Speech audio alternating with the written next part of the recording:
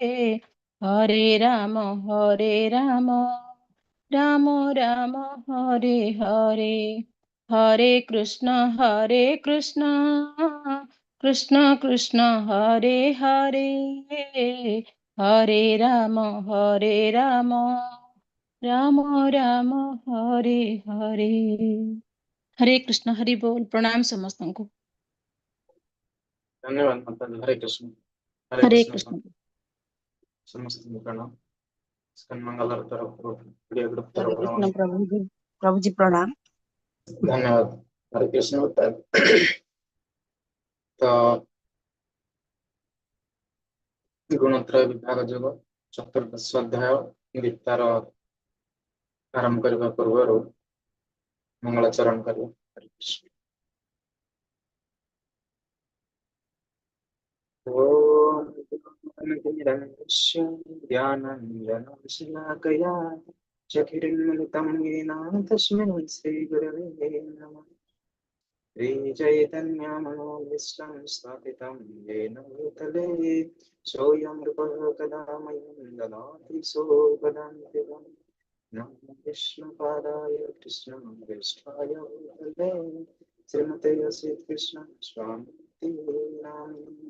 नमो विष्णुपादाय कृष्णप्रेष्ठाय भूतले श्रीमते गौरगोविन्द स्वामिनिति नामिने। नमो विष्णुपादाय कृष्णप्रेष्ठाय भूतले श्रीमते भक्तिवेदान्त स्वामिनिति नामिने। नमस्ते सारस्वते देवे गौरवाणी प्रचारिणी निर्विशेषशून्यवादी पश्यन्ति पंचाकल्पतरुश्च कृपासिन्धु एव च पतितानां पावनेभ्यो विष्णुवेभ्यो नमो महावदनाय कृष्णप्रेमप्रदायते कृष्णाय कृष्णचैतन्यनामने नमः। वन्देऽहं श्रीगुरु श्रीपदकमलं श्रीगुरुन् वैष्णवांश्च श्रीरूपं साग्रजातं सहगण रघुनाथ नित्यं तद्भक्तं सावधूतं प्रतिजनसहितं श्रीकृष्ण चैतन्यं देवं।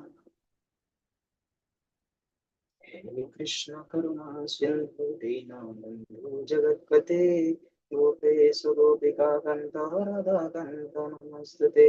तप्त कांचन गौरांगी राधे वृंदावनेश्वरी वृषभानुसुते देवी प्रणमामि हरे प्रिये। नमो नलिनमित्राय वेणुगद्य विनोदिने राधाधर सुधापान शलिनी वनमालिनी राधां रस्य सुरीं रम्या गोविन्दं महिनीं परा वृषभानुसुतां देवी नमामि श्रीहरे प्रियां।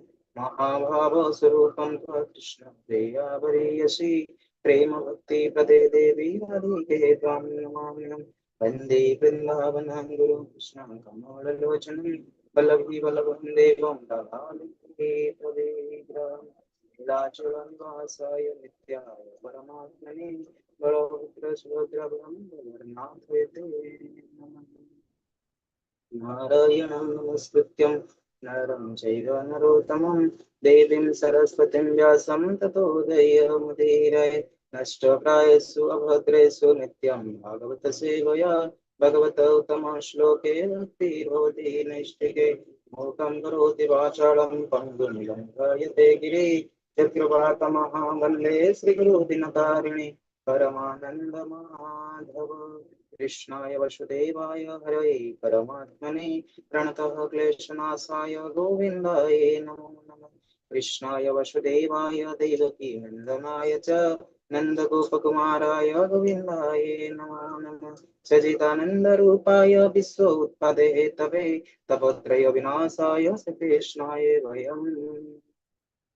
एतचं सकलापुंस कृष्णस्तु भगवान् स्वयम् इन्द्रारिवेगुलं लोकं मरयन्ते जुगे जुगे।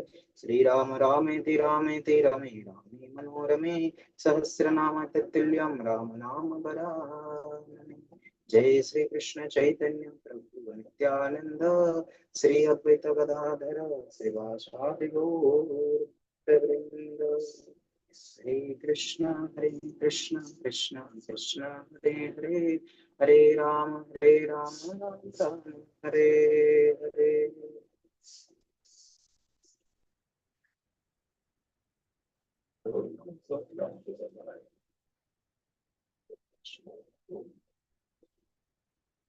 हरे कृष्णा प्रणाम समस्त को। तो यही शुभ सकाळ ब्रह्म मुहूर्तर घड़ी संध्या आपण जोने भक्तिमय जीवन अग्रगति करिवार जो प्रयास रखिछन्ति ସେହି परम ब्रह्म परमेश्वर सच्चिदानंद स्वरूप अखिल ब्रह्मांड भगवान श्री कृष्ण चरण कोटि कोटि प्रणाम जनार्दन भक्तिमय जीवन को किभଳି ଉନ୍ନତି ତାର ହେଇପାରିବ ସେଥିପାଇଁ ଭଗବାନଙ୍କ ନିକଟରେ ପ୍ରାର୍ଥନା ଜଣାଉଛି ତତ୍ସହିତ ମୋର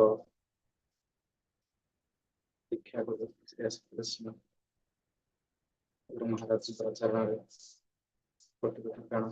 ମୋର ସମସ୍ତ ଶିକ୍ଷା ଗୁରୁ ଆଧ୍ୟାତ୍ମିକ ଗୁରୁ ଶ୍ରୀ ପ୍ରଭୁପାଦ समस्त आचार्यगण एवं समस्त वैष्णव मानकर चरण धूल कोटि कोटि प्रणाम जन आज इस्कन मंगल तरफ आयोजित होता 18 दिनिया भगवत आध्यात्मिक सत्संग कार्यक्रम स्वागतम दिवस आपण मानू शुभेच्छा शुभकामना एवं शुभ अभिनंदन जन आज आलोच्य विषय को आलोचना करिवार अनुमति प्राप्त करने तेरे आलोच्यर प्रसंग होछि गुणत्रय विभाग जग 10 अध्याय का आलोचना करबा पूर्व काली अर्थात पूर्ववर्ती अध्याय आमे त्रयोदश अध्याय आमे पढ़िथिले जे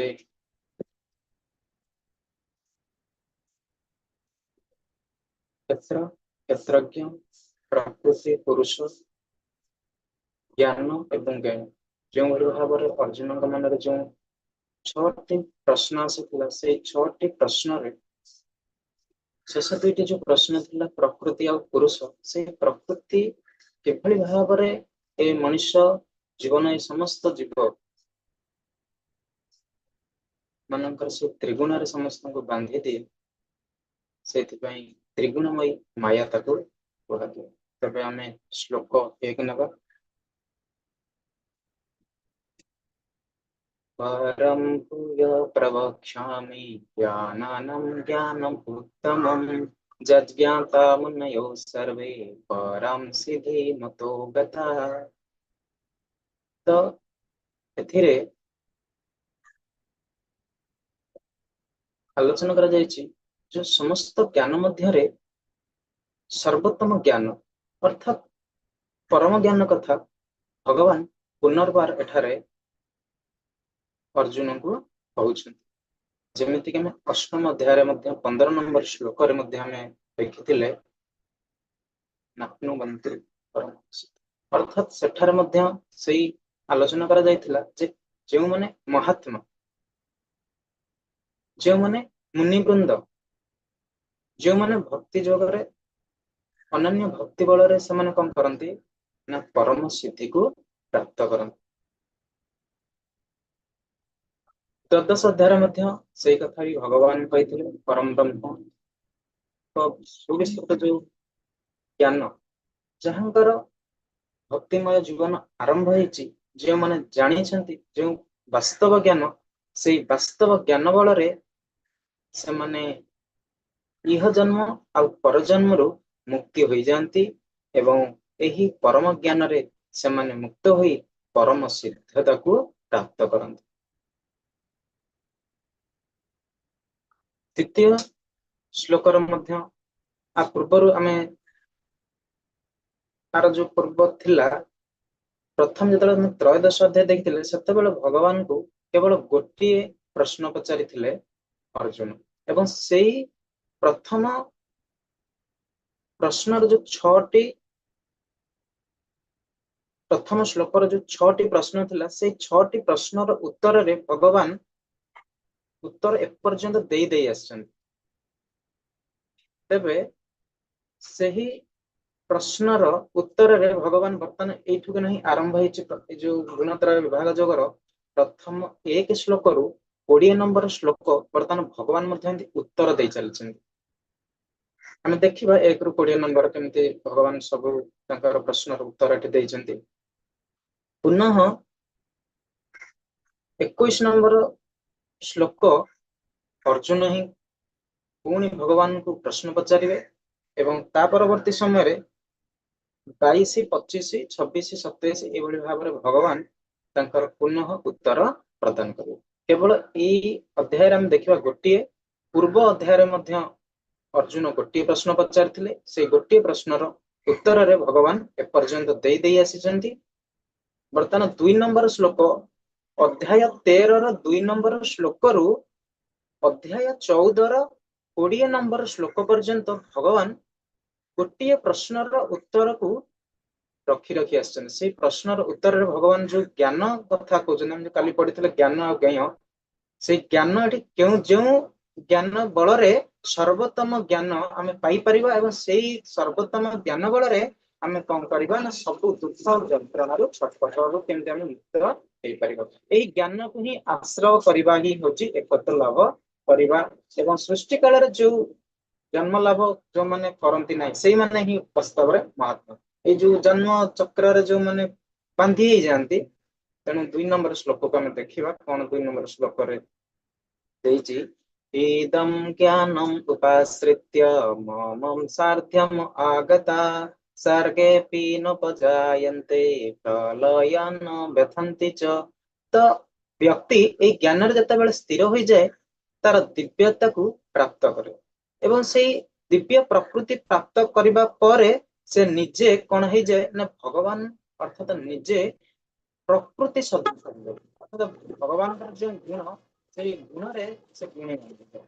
ଏହି ପ୍ରକାରରେ ଦୃଢ ଭାବରେ ସେ ସ୍ଥିର ହୋଇଯାଏ ଏବଂ ବ୍ୟକ୍ତି ସେଇ ସୃଷ୍ଟି ସମୟରେ ଆଉ ତାର ଜନ୍ମ ହୁଏ ନାହିଁ କି ପ୍ରଳୟ ସମୟରେ ସେ ବ୍ୟତିଗ୍ରସ୍ତ ହୁଏ ନାହିଁ। ଏଠି ଆମେ ସେଇ ଜନ୍ମ ଚକ୍ରରୁ କିଭଳି ଭାବରେ ମୁକ୍ତି ହେଇପାରିବ ଏବଂ ଯେତେବେଳେ ପ୍ରଳୟ ବି ଆସେ ସେ କେତେବେଳେ ବି ବ୍ୟତିଗ୍ରସ୍ତ ହୁଏ ନାହିଁ। ତେଣୁ ସେଇଥିପାଇଁ ଆମେ ଯେମିତି ପଢିଥିଲେ ଅନନ୍ୟ ଭକ୍ତି ବଳରେ ସିଦ୍ଧାତ୍ମା ହୁଅନ୍ତୁ ଭକ୍ତଗଣ ହୁଅନ୍ତୁ କୌଣସି ଭାବରେ ସେ ବିଚଳିତ ହୁଅନ୍ତି ନାହିଁ। ତେଣୁ ସେଇଭଳି ଭାବରେ ଏହି ଯୋଉ ଦିବ୍ୟ ଜ୍ଞାନର ଯେତେବେଳେ ଜଣେ ସ୍ଥିରତା ପ୍ରାପ୍ତ ହେଇଯାଏ ସେ କୌଣସି ସମୟରେ ସେ ଜନ୍ମ ମୃତ୍ୟୁ ପ୍ରଳୟ ଏସବୁ କୌଣସି ଥରେ ବି ସେମାନେ କଣ ହୁଅନ୍ତି ନାହିଁ ବ୍ୟତିଗ୍ରସ୍ତ ହୁଅନ୍ତି ନାହିଁ।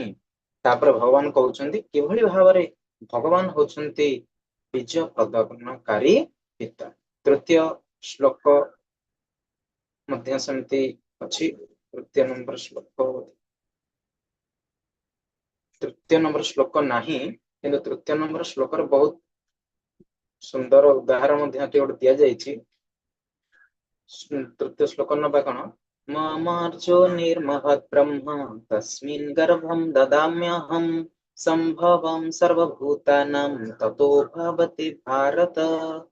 ତ ଭଗବାନ ସେଠାରେ କହୁଛନ୍ତି ହେ ଅର୍ଜୁନ ବ୍ରହ୍ମନ୍ ନାମରେ ମୁଁ ହଉଛି ପରିଚିତ। ତେଣୁ ସମଗ୍ର ଭୂତ ପ୍ରକୃତି ହଉଛି ଏଇ ହଉଛି ଯୋନି ଏବଂ ତାର ଜନ୍ମ ଦ୍ଵାରା ସେହି ବ୍ରହ୍ମଣ୍ଡରେ ସମସ୍ତ ଜୀବଜନ୍ତୁ ମାନଙ୍କର କଣ ହୁଏ ନା ଜନ୍ମ ସମ୍ଭବ ହୁଏ ଏବଂ ମୁଁ କଣ କରେ ନା ସେଇ ଗର୍ଭର ସଞ୍ଚାର କରିଥାଏ। ତେଣୁ ପ୍ରକୃତି ଉପରେ ଯେତେବେଳେ ଭଗବାନ କଟାକ୍ଷ ପ୍ରାପ୍ତ କରନ୍ତି ଏବଂ ସମସ୍ତ ଏଇ ଜୀବ ମାନେ କଣ ହୁଅନ୍ତି ତାଙ୍କର ସତ୍ତାକୁ ଆରମ୍ଭ କରିଥାନ୍ତି। ତେଣୁ ଏଇଭଳି ଭାବରେ ମହତ୍ ବ୍ରହ୍ମ କଥା ଏଠି ଭଗବାନ କହୁଛନ୍ତି। ମହତ୍ ବ୍ରହ୍ମ ଅର୍ଥାତ୍ ତାପରେ ଆମେ ଆଲୋଚନା କରିବା ବିସ୍ତୃତରେ ମହତ୍ ବ୍ରହ୍ମ କଣ, କିନ୍ତୁ ସର୍ଟରେ ଯେହେତୁ ସ୍ଲାଇଡ୍ ନାହିଁ ଆମେ ଅଳ୍ପରେ କହିକି ଚାଲି ଯାଉଛୁ ତାପରେ ଟାଇମ୍ ହେଲେ କହିବା। ମହତ୍ ବ୍ରହ୍ମ ଯେମିତି କୌଣସି ଏକ ଗୋଟେ ପ୍ରକୃତିର ଜ୍ୱନି ଏବଂ ଆଉ ଯଦି ଆମେ ଦେଖିବା ଯାହା ବାସ୍ତବରେ ଅଛି ଭଗବାନଙ୍କ ଦ୍ଵାରା ରହିଛି। ତାପରେ ଯେତେବେଳେ ଭଗବାନ ଯେତେବେଳେ ଦ୍ୱିତୀୟ ସୃଷ୍ଟି କରେଇବେ ବ୍ରହ୍ମଙ୍କ ଦ୍ଵାରା ସେ ସେତେବେଳେ ସେଇ ଉପାଦାନକୁ ନେଇକି ଭଗବାନ କଣ କରିବେ ବ୍ରହ୍ମା କଣ କରିବେ ନା ସମସ୍ତ ସୃଷ୍ଟିର ସର୍ଜନ ସେଇଥିରୁ ହିଁ କରିବେ। ଅର୍ଥାତ ସିଏ ହଉଛନ୍ତି ମହତ୍ ବ୍ରହ୍ମ ହଉଛି କଣ ଗୋଟେ ମୂଳ ପ୍ରକୃତି ଏବଂ ଭଗବାନ କଣ କରନ୍ତି ବୀଜ ପ୍ରଦାନକାରୀ ପିତା ହୁଅନ୍ତି। ଯେତେବେଳେ ମା ଏବଂ ପିତାର ସଂସ୍ପର୍ଶରେ ଆସିଲା ପରେ ଯେମିତି ସନ୍ତାନ ଜନ୍ମ ହୁଅନ୍ତି ସେଇଭଳି ଭଗବାନ ଭୂତ ପ୍ରକୃତି ଉପରେ କଟାକ୍ଷପାତ କଲା ପରେ ହିଁ କଣ ହୁଅନ୍ତି ସମସ୍ତ ଜୀବ ମାନଙ୍କର ଗର୍ଭ ସଞ୍ଚାର ହୁଏ ବା ସୃଷ୍ଟି। ସେଠି ମଧ୍ୟ ଗୋଟେ ବହୁତ ଉଦାହରଣ ଦିଆଯାଇଥିଲା 3 ନମ୍ବର ଶ୍ଲୋକରେ ଆମେ ଦେଖିବା ନାହିଁ। ସେଠି ହଉଛି ବିଛା କିଭଳି ଭାବରେ ଚାଉଳ ଗଦାରେ ଅଣ୍ଡା ଦିଏ ଏବଂ ବେଳେ ବେଳେ ଲୋକମାନେ ଭ୍ରମରେ କୁହନ୍ତି ଯେ ବିଛା ଚାଉଳରୁ ଜନ୍ମ ହୁଏ किंतु चाउल किंतु वास्तव में कौन होई न थाए ना बिच्छार कारण होई न थाए सेठी जाई कौन जाई ना गोटे माँ बिछटे केतेबेले जाई सेठी अंडा देई देइछि एवं ता परवर्ती समय से चाउल गदारू अंडारू कौन होइछि गोटे बिछा छुआटीए सृष्टि होइछि किंतु लोक माने भाबंती भ्रम धारणा करंती जे से चाउल रु बिछार सृष्टि से भली भाबरे এই ଯୋଉ ଭ୍ରମ ଧାରଣାର ଲୋକମାନେ ରହନ୍ତି ସେମାନେ ଚିନ୍ତା କରନ୍ତି ଯେ ଭଗବାନଙ୍କର କୌଣସି ପ୍ରକାରର ସତ୍ତା ନାହିଁ ପ୍ରକୃତି ଠାରୁ କଣ ହଉଛନ୍ତି ନା ଆମେ ସମସ୍ତେ ସ୍ୱତଃ ପ୍ରବୃତ୍ତ ଭାବରେ ଜନ୍ମଗ୍ରହଣ କରିଛୁ ଶ୍ଲୋକ ନମ୍ବର 4 ଆମେ ଦେଖିବା କଣ ଭଗବାନ ଏଇଠି କହିବେ सर्वजोनिषु कन्तय मृतयः सम्भवन्ति या तासां ब्रह्म महज्जोनिरहं बीज प्रदपिता ଏହା ଜାଣିବା ଉଚିତ ଯେ ଜୀବନର ସମସ୍ତ ପ୍ରଜାତି ହେ କୁନ୍ତି ପୁତ୍ର ଏହି ବସ୍ତୁ ପ୍ରକୃତିରେ ଜନ୍ମ ଦ୍ୱାରା ସମ୍ଭବ ହୁଏ ଏବଂ ମୁଁ ହେଉଛି ସେମାନଙ୍କର ବିହନ ପ୍ରଦାନକାରୀ ପିତା ତେଣୁ ଭଗବାନ ଶ୍ରୀକୃଷ୍ଣ ସମସ୍ତ ଅବତାରଙ୍କର ଉତ୍ସ ସେ ସମସ୍ତ ସୃଷ୍ଟିର ପ୍ରାରମ୍ଭରେ ଥିଲେ ତେଣୁ ତାଙ୍କ ଠାରୁ ହିଁ ସବୁ କିଛି ସୃଷ୍ଟି ହେଇଛି ଏବଂ ସମସ୍ତ ଜୀବ ମାନଙ୍କର ସେ ହେଉଛନ୍ତି ଆଦି ପିତା ତେଣୁ ଜୀବଗଣ ଭୂତ ପ୍ରକୃତି ଚିତ୍ ପ୍ରକୃତିର ସମ୍ମିଶ୍ରଣରେ କଣ ହୁଅନ୍ତି ନା ସବୁ କିଛି ତେଣୁ ଜୀବର ପ୍ରକାଶ ହଉ ଏଇ ଭୂତ ପ୍ରକୃତି ଏବଂ ଭଗବାନ କୃଷ୍ଣଙ୍କର ବୀଜ ପ୍ରଦାନ ବିଧି ଯୋଗୁଁ ହିଁ ଏ ସବୁ କଣ ହୋଇଥାଏ ନା ସବୁ ସୃଷ୍ଟି ହୋଇଥାଏ ଦେଖିବା ଆଗକୁ ଯିବା ସବୁ ଭଗବାନ କୃଷ୍ଣ ଯେତେ ଅଛି ସ୍ଲାଇଡ ରେ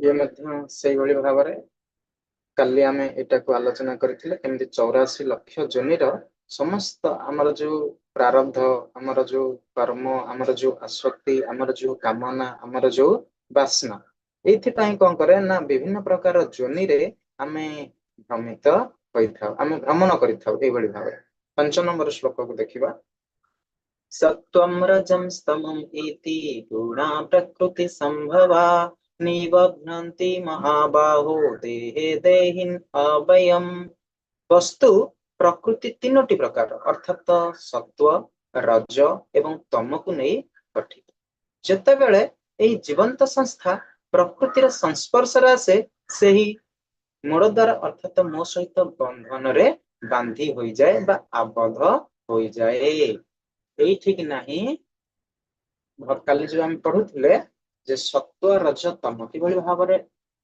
प्रकृतिर जो गुण अच्छी से प्रकृतिर ए तीन गुण रे हम समस्ते बंधु ए तीन गुण रु जतेबेले आम ऊर्ध्व को न जाइचे तेबे आमे एही भौतिक बंधन रे बांधी होई प्रत्येक जन्मर परवर्ती समय आम आउ गोटे शरीर को प्राप्त करिया तेणु जो समय आमर जो भाव अर्थात मृत्यु समय में जो भाव को रखि से भाव आमर कौन हम नूतन शरीर को प्राप्त तेणु प्रत्येक समय आमको कौन करने पड़ो ये तम रज सत्व ये सत्व रज तम ऊर्ध्व को जाकि शुद्ध सत्व गुण रे आम जदि अवस्थान करवा तेबे आम भगवान भक्तिमय जीवन रे आचरण करि परिबा तेणु एभली भाव भगवान किभली भाव तार जो जीवर जो सनातन अंश भगवान केमती कहिचंती जे से सत्व रज तम गुण रे समान बंधे जाते किंतु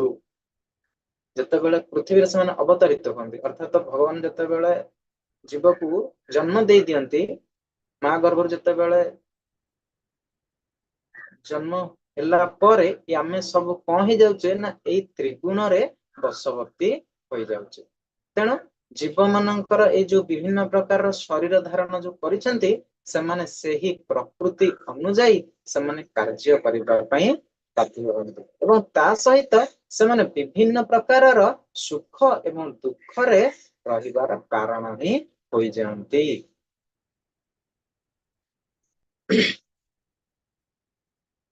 तापरे 6 नंबर श्लोक तत्र सत्वं निर्मलता प्रकाशकमनायं सुख संगेन बध्नाति ज्ञान संगेन चानघ भगवान को एठी किभଳି भावरे आमे प्राप्त करि परिबा, किभଳି भावरे हमर समस्त पाप कर्मर प्रतिक्रिया किभଳି भावरे मुक्त होई परिबा, किभଳି भावरे आमे सत्व गुणर अवस्थान करि परिबा, एही चित्र रे दिया जायछि। एठारे कहै जायछि जे हे पापहीन उत्तमतार धारा अन्य मानकर तुलन रे शुद्ध आलोकित एवं समस्त पापपूर्ण प्रतिक्रिया मुक्त सही मोड रे थिबा लोक माने ज्ञानर विकास करती किंतु सेमाने सुखर धारणा द्वारा शर्त मूलक हुअन्ति। तेणु एठारे सत्व कथा कह जाए। तेणु आमर जो पूर्व स्लाइड रे हम जोटा देखिथिले जे सत्व गुण रजगुण एवं तम गुण विषय रे भगवान एठारे हमकु विस्तृत विवरणी दउछन्ति। वर्तमान पळै आसिला जे सत्व गुण रे कोन आमे करि परिबा, हमर जो प्रकृति किभଳି भाव रहइबो, हमर आचरण किभଳି भाव रहइबो। तेणु एई भଳି भाव रे हम जदि देखिबा विस्तृत आलोचना करिबा प्रकृतिर जो तीन गुण रहिछि से तीन गुणर प्रथम गुण होछि सत्व गुण। पूर्व स्लाइड देखिले सत्व रज तम। तेणु ई सत्व गुण कोन ना सत्व गुण रे मनीष अधिक पवित्र निर्मल एवं ज्ञानर प्रकाश। यह व्यक्ति को पाप कर्म मुक्त करे किंतु मायार गोटे अद्भुत फल हुए जे से सत्व गुण मध्य जीव को कौन करे ना बांधिकी रखे। यह व्यक्ति को सुख एवं ज्ञानर अहंकार एवं ता सहित मध्य आसक्ति रे बांधि दिए। केतक दार्शनिक केतक वैज्ञानिक एवं कवि माने मध्य एही गुण द्वारा प्रभावित हो जाती एवं निजर ज्ञान एवं गारिमा को लेकिन गर्वित हो। जदि कौन सी व्यक्ति सत्व गुण थी मृत्युवरण करे तेबे से मुनि एवं ऋषि मानक परि उच्चतर एवं पवित्र लोक को अर्थात जमती आम उच्चतर लोक ब्रह्म लोक को प्राप्त हो पारिबे। तेणु यही भाव में सत्व गुण आलोचना कले आसूची रजगुण किभଳି भावरे रजो गुण आमको कौन इच्छा किमती लालसा द्वारा जन्म हुए यहाँ देखा। रजो रागात्मकं विधि कृष्णा संग समुद्भवम् तन्निबध्नाति कौन्तेय कर्म संगे न देहिनम्। उत्साहर धारा असीमित इच्छा लालसा द्वारा जन्म हुए हे कुंती पुत्र एवं एही कारणरू वस्तु फलप्रद कार्यकलाप बंध। देखो चित्र रे किभଳି भावरे जने पुरुष एकांत निर्जन स्थान रे गोटे स्त्री को देखिबा परे तार मन भितरे उपभोग करिवार लालसा आसे एवं ता परवर्ती समय रे से तार उपभोग करी बहुत आनंदित हो। किंतु एई जो रजगुण ए रजगुणर वास्तविक कौन थाए ना अनंत कामना था अनंत बासना रही थाए एवं यह केउथुरु जात हुए ना तृष्णारु जात हुए। यह जीव को कौन करे ना भौतिक सकाम कर्म जहाँकि आम फल आशार जो कर्म करुचे से ही बांधि। तेणु रजगुणर प्रभाव रे व्यक्ति सबुबले से चाहे मोर सम्मान एवं सबुबले चाहे जे केते मते सुंदर स्त्री मिलू मोर सुंदर घर हो सुंदर परिवार हो एवं से सही सुंदर स्त्री घर एवं परिवार प्रति बहुत आकर्षित हुए एवं जेतेबेले यही गुण वृद्धि पाए व्यक्ति सेतेबेले अधिक रु अधिक कौन हुए ना आसक्ति हुए धन संपत्ति ता सहित तीव्र उद्यम करे एवं तार बहुत आहुरी अधिक रु अधिक कामना ता पाखरे प्रकाश करे। तेणु जितेबाला यही रजगुण आसवा आपर केमती सब मृत्यु कला समय केमती तेणु रजगुण विषय हम जानीदे जे जदि यही रजगुण जितेबाला आम मृत्युवरण करवा तेबे सी कौन कर पुनर्बार यही मनुष्य जन्म प्राप्त करिवार संभावना बहुत देखा जाए। 8 नंबर श्लोक तमस्त्वज्ञानं बलं विधि मोहनं सर्वदेहिनं प्रमाद आलस्य निद्राभिस्तनिभ्राति भारत। तो एठारे आलोचना करा जायछि जे किभଳି भावरे तमगुण तम गुणर लक्षण केमिति तम गुण किभଳି भाବରେ सृष्टि आपण तार सृष्टि हला परे ता पाखरे कोन देखा जाय तार लक्षण कोन देखा जाय ना तम गुण होची गोटे अज्ञानतार जात जेतेबेले संपूर्ण अज्ञान रे से वशीभूत होई जाय एही प्रकार रो ज्ञान एही प्रकार रो गुण ता पाखरे देखा जाय किंबा जेतेबेले जने तम गुण रे रहे ता पाखरे एही भଳି भाବରେ अज्ञानता प्रकाश पाए जीव पई मोह एवं ता सहित भ्रम मध्य सृष्टि करे जीव को कोन करे ना पागलामी आलस्य निद्रा द्वारा बांधी रखे एही गुणर जेतेबेले जने वशवर्ती हुए व्यक्ति आ भल मंद किछि विचार करे ना निजर कर्तव्य करबा को मध्य इच्छा करे नाही केवल निशा आसक्ति निशा सेवन करबा आसक्ति रहिबा जुआ खेलिबा मद्यपान करबा एही भଳି भाबरे से निजको कोन करे बांधिकी रखिथि जदि एही गुणरे हम जदि रहिबा जदि आम से समय मृत्युवरण करेंगे अर्थात मृत्यु समय जदि आम तम गुण प्रकाश पाई ताले से कौन हम ना अधगति हम पशु जनी रे प्राप्त करिवो किंबा निम्न लोकरे जन्म ग्रहण करिवो तेणु ये जो तीनोटी गुण आम पढ़िले ये तीन गुण सत्व रज तम ए सर्वदा कौन करती प्रत्येक समय मनुष्य को बांधिकी रखती केते देखिबा सुचिता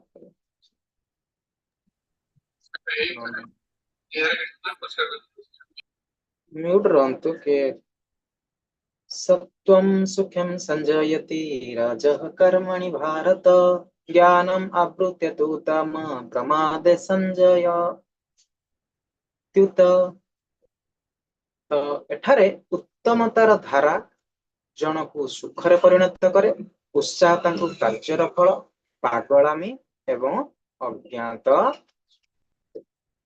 ତେଣୁ ଏଠି ମଧ୍ୟ ସେଇ କଥା କୁହାଯାଇଛି ଯେ ସତ୍ୱଗୁଣ ବ୍ୟକ୍ତି को कौन करे सुखरे बांधे रजगुण कौन करे ना कर्म फल रे बांधे टिके ध्यान रे सुनंतु कोन ना सत्वगुण व्यक्ति को कौन करे ना सुखरे बांधिबो जदि हम सत्वगुण रे रहबा ताले हमकु सुख जदि हम रजगुण रे रहबा ताले हमकु कर्म फल रे बांधिबो एवं जते बेले हम तम गुण रे रहबा सेते बेले हमकु पागलामी रे बांधि थाए श्लोक 10 रजस्तम विभूय सत्वं भवति भारत रजसत्व तमश्चैव तमः सत्वं रजस्तथा तो एठारे रजगुण सत्वगुण को दबाइबा पई अधिक शक्तिशाली है बेले बेले सत्वगुण कौन करे ना रजगुण को हराइबा पई चेष्टा करे एवं बेले बेले कौन हुए तम गुण सत्वगुण एवं रजगुण को मध्य दबाई दी जेतेबेले एही भली भाबरे प्रतिष्ठा लाभ करा जाए तार बराबर गुण मानक मध्यरे प्रतियोगिता होची हम देखि त भौतिक संसार रे समस्ते केवल प्रतियोगिता रही केवल कारण होची कोन ना एही गुण परिप्रकाश होइतिबा जेतेबेले रजगुण अधिक शक्तिशाली होई उठे सेतेबेले सत्वगुण आ तम गुण कौन हो जाए ना निष्क्रिय हो जाए जेतेबेले सत्वगुण अधिक शक्तिशाली हो उठे सेतेबेले रजगुण और तम गुण मध्य पराजित हो जाए जेतेबेले तम गुण अधिक शक्तिशाली हो उठे सेतेबेले मध्य कौन हो ना रजगुण सत्वगुण पराजित हो तेणु एही भली भाबरे प्रत्येक समय रे प्रत्येक मुहूर्त रे प्रत्येक क्षण रे ए भौतिक जीवन रे आरंभ करी प्रत्येक जीव मानक मध्य कौन हुए ना बराबर प्रतियोगिता चली अछि एडा होची सेही चित्र जोटा वर्तमान आम आलोचना कले जे किभली भाबरे प्रत्येक समय रे एही भली भाबरे मन आमको कोन करूची शरीर मन आम जेमती ये सत्व एवं रज एवं तम रे बांधी होई ये प्रत्येक समय रे निज निज भितरे माने कोन करूचंती प्रतियोगिता चलाई छंती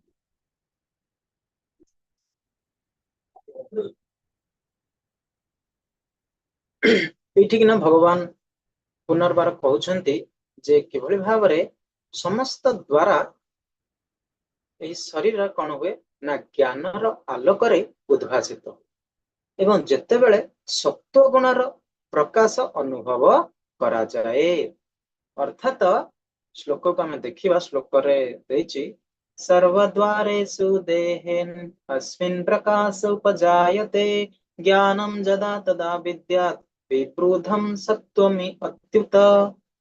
तो एठारे शरीरर आमर जो शरीर रही से शरीर रे केतोटी द्वार कथा चिंता करा जायछि। तेणु केतोटी द्वार रही ना 9टी द्वार अछि। से 9टी द्वार कौन ना 2टी आखि, 2टी कान, 2टी नाकपुड़ा, पाटी, मूत्र द्वार एवं मल द्वार। जितेबाला प्रत्येक द्वार रे ये सत्व गुण प्रकाशित हब सेतेबाला हमको बुझिबा को पड़िबो जे व्यक्तिर कौन होइछि ना सत्व गुण वृद्धि पाइछि। व्यक्ति जितेबाला सत्व गुणर अवस्थान करे सेतेबाला सब जिनिस सब पदार्थ को से भल भावरे जानी पारे एवं ताकू ठीक भावरे चाखी पारे। सबू से बाहरु एवं भितर से अंतर्सूची एवं बाह्य सूची। तेणु यही भाव में सत्व गुण रे रहिले से कौन हो जाए ना पवित्र हो जाए। तेणु यही द्वार मानकरे सुलक्षण किछि देखा जाए से होची कौन ना सत्व गुणर स्थान।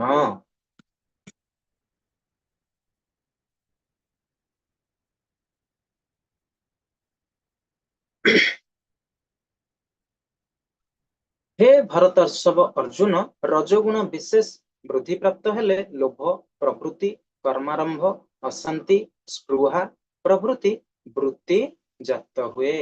एठारे कह जाउछि जदि रजोगुण वृद्धि पाए तबे सेतबेले कौन देखा जाए ना सेतबेले लोभ प्रवृत्ति एवं कर्मार आरंभ सबु बेले से अशांति सृष्टि ता मन आसो। कारण सबु बेले से चिंता करिथियो जे मु किभଳି भाबरे बड़ हे, मु धन संपत्ति किभଳି भाबरे गच्छित करिकि रखिबि, किभଳି भाबरे संतान संतति अधिक रु अधिक उपभोग करि परिबि। तेणु एई भଳି भाबरे जतेबेले तार अधिक रजोगुण वृद्धि पाइबो से सबु बेले सुखी हवा परिवर्ते अधिक रु अधिक से अशांति रे रहइबो एवं दुखर कारण से निजे ही साजी थाए। तेणु आमर हम जानिचे जे वांट्स आर अनलिमिटेड ना जेते आमर आवश्यकता अछि कोन से आवश्यकतार तार सीमा ही नाही। कारण कामनाटा होची असीम। तेणु भगवान बुद्ध सेइथि पई कहिथिले जे कामनार विनाश रे दुखर विनाश। तेणु आमे जेते बेले एही कामना को दूरेई दबा आमर जेते बेले कामना सृष्टि हबो नाही सेते बेले आमे कोन कर परिबा सुख प्राप्त करि परिबा। जे पर्यंत एई भଳି भाबरे आमर कामना लोभ बढ़ी चलिबो आसक्ति बढ़ी चलिबो सेते बेले आमे सबुले ई अशांतिर वातावरण रे रहिबा। तेणु एया होची कोन रज गुणर लक्षण। एडा होची कहार लक्षण ना एडा होची तम गुणर लक्षण। आम से आलोचना करथिले तम गुण रे रहिले किभଳି भाबरे जीव को पागलामी कराए आलस्य एवं निद्रा एवं अधिक रु अधिक से कौन हुए ना ए एडिक्शन मद सिगरेट गंजेई एवं ताश खेल जुआ खेल विभिन्न प्रकार एडिक्शन रे से पड़ी जाए। श्लोक अप्रकाशो प्रवृत्ति प्रमादमोह एव च तमस्य तानि जायन्ते विवृधे कुरु नंदन। एठी कह जाउछि जे जेतेबेले तम गुणी वृद्धि पाए सेतेबेले कौन सृष्टि है ना पागलामी मोह अकर्मणता एवं अंधकार प्रकाश पाए। आमे जो प्रथम जो 3टी गुण कथा में आलोचना कले सेठी नाम विस्तृत आलोचना कर देथिले जे सत्व गुण रज गुण एवं तम गुण। एठी कि ना भगवान गोटिए गोटिए गुण को पुणी आउथरे कोन करूछंती ना भल भाबरे पुणी अर्जुन को बुझाउछंती। श्लोक 14 रे पुणी से भली भाबरे सत्व गुण जदि हमर वृद्धि पाए से समय व्यक्ति जतले मृत्युवरण करे ताहले से कौन हुए ना अधिक रु अधिक पवित्र एवं विशुद्ध उच्चतर लोक को यात्रा करिथाए। तेणु सेति पई मृत्युवरण समय रे लोकमानंकर पाखर आम भौतिक जगत रे देखिथिबा गाँ गहली मानकरे सेतेबेले सब भागवत गीता सब कान पाखरे बसिकी सब कौन करंती ना पाठ करा जाए। केवल से यदि हरिनाम शेष समय श्रवण कर दियंती ताले से वैकुंठ लोक को जीव किंतु आमर जो दर्शन अच्छे आम जो चिंताधारा अच्छे कारण जदि आम प्राक्टिस न करिथिबा अभ्यास न करिथिबा हरिनाम नहीं नथिबा तेबे सही समय आमको शुणाइले पर भी आम मोहग्रस्त हो पार ना कि आम से हरिनाम प्रति आम रुचि आसब ना तेणु रुचि केते से दरकार ना सर्वप्रथमे आम गुरुंकर पादाश्रय करवा ए आध्यात्मिक मार्ग तेणु ये जो गुण को अतिक्रम करी सत्व रज एवं तम गुण या वृद्धि करे दूरीभूत कर सारा पर आम जिते विशुद्ध हो तापर आम जिते शुद्ध सत्व गुण अवस्थान करवा तेबे यही भाव में जमी देखु ये अरण्य जमी नारद मुनि ठारू आमर कौन समस्त मुनि ऋषि माने श्रवण कर तेणु श्रवण कर जिज्ञासा आसो केवल केतेबेले ना जितेबेले आम मनरे आम हृदयर जितेबेले निर्मल हो आमर जितेबेले कौन हम ना आम शुद्ध सत्वगुण को अवस्थान करवा कि आम जितेबेले सत्वगुण अवस्थान जब सत्वगुण आम पाखे ना तेबे आमर यही भाव श्रवण करने भी कौन आमर इच्छा आकांक्षा हब नहीं तेणु सत्वगुण वृद्धि पाइले जितेबेले व्यक्ति मृत्युवरण करे से सेतेबेले पवित्र एवं उच्चतर लोक को प्राप्त होइथांती।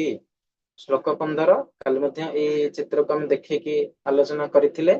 श्लोक 15 कौन अच्छी रजशीतलयं गत्वा कर्म संगिषु जायते तथा बलानस्तमस्ति मसी मूढ़ जोनिषु जायते।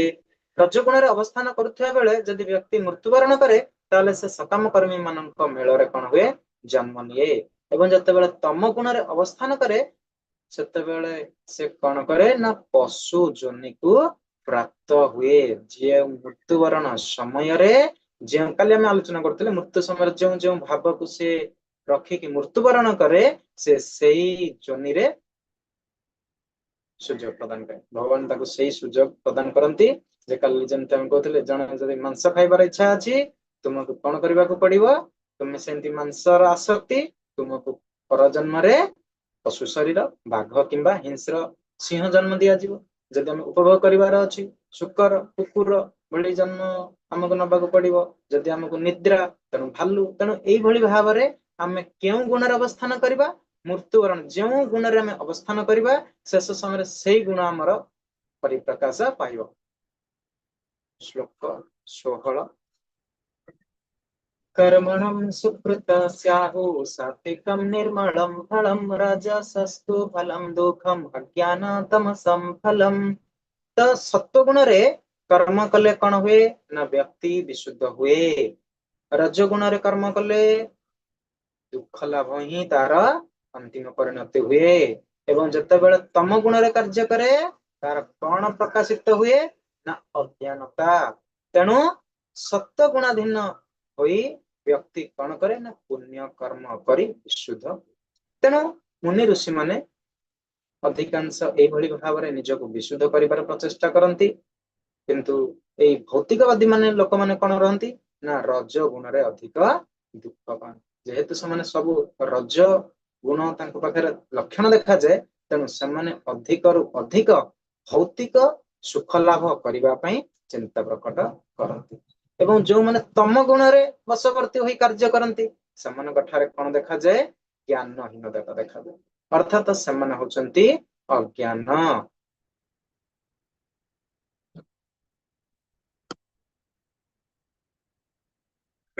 तापर 17 नंबर श्लोक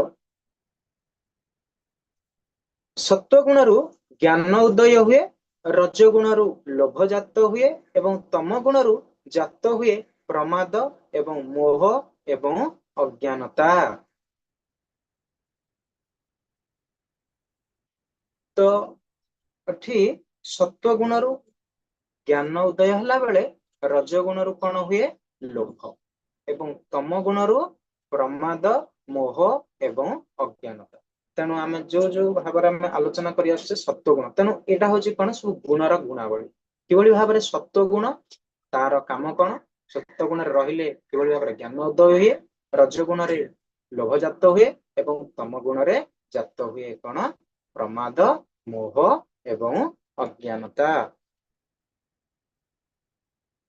चित्र देखि पारछंती ये होचंदी सेई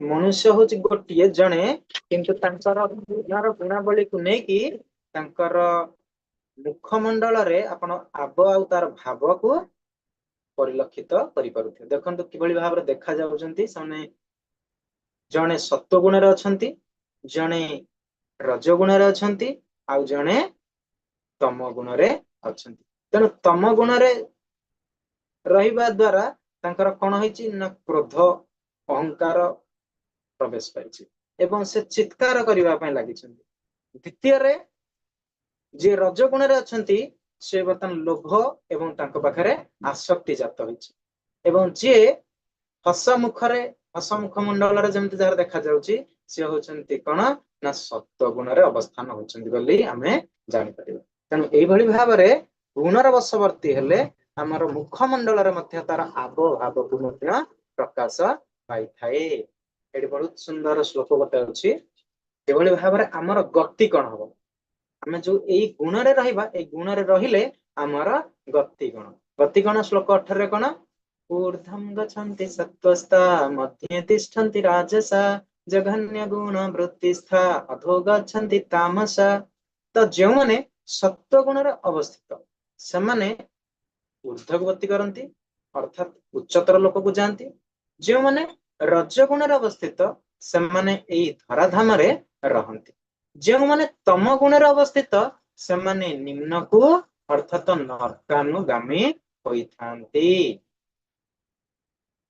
तबे एही श्लोक रे कोन दिया जायछि ना तीनोटी जो कार्यावली अर्थात जो देखि पारछंती किभली भाबरे सत्व गुण रे रहिले आमे सब कोन करबा ना ऊर्ध्व को जेबा जति आमे सत्व गुण रा हमर परिप्रकाश हबो तम हमर जो अछि म आप कहिबे हमर केमति सब लोक अछि जो 14 लोक अछि स्लाइड करिबे किंतु आमे खाली जानिथिबा जे एडा होछि भूमंडल ऊपर को जति आमे देखिबा ताहा होछि जेमति हमर साधारण कथार जेमति कुआ जे स्वर्ग लोक एवं तळ को होछि निम्न लोक बा ताहा होछि नर्क लोक तेणु एई भली भाबरे आमे जो जो गुण रे रहिबा से गुण अनुसार हमको जीवाकू पड़ियो तेणु उत्तम धारा लोक माने कोन करंती ना उच्च ग्रह को जानती जो माने रज गुण रे रहंती से माने कोन करंती ना एई धराधाम रे एई पृथ्वी पृष्ठ रे पुणी जन्म ग्रहण करंती आ जो माने तम गुण रे रहंती समानकर कोन गति हुए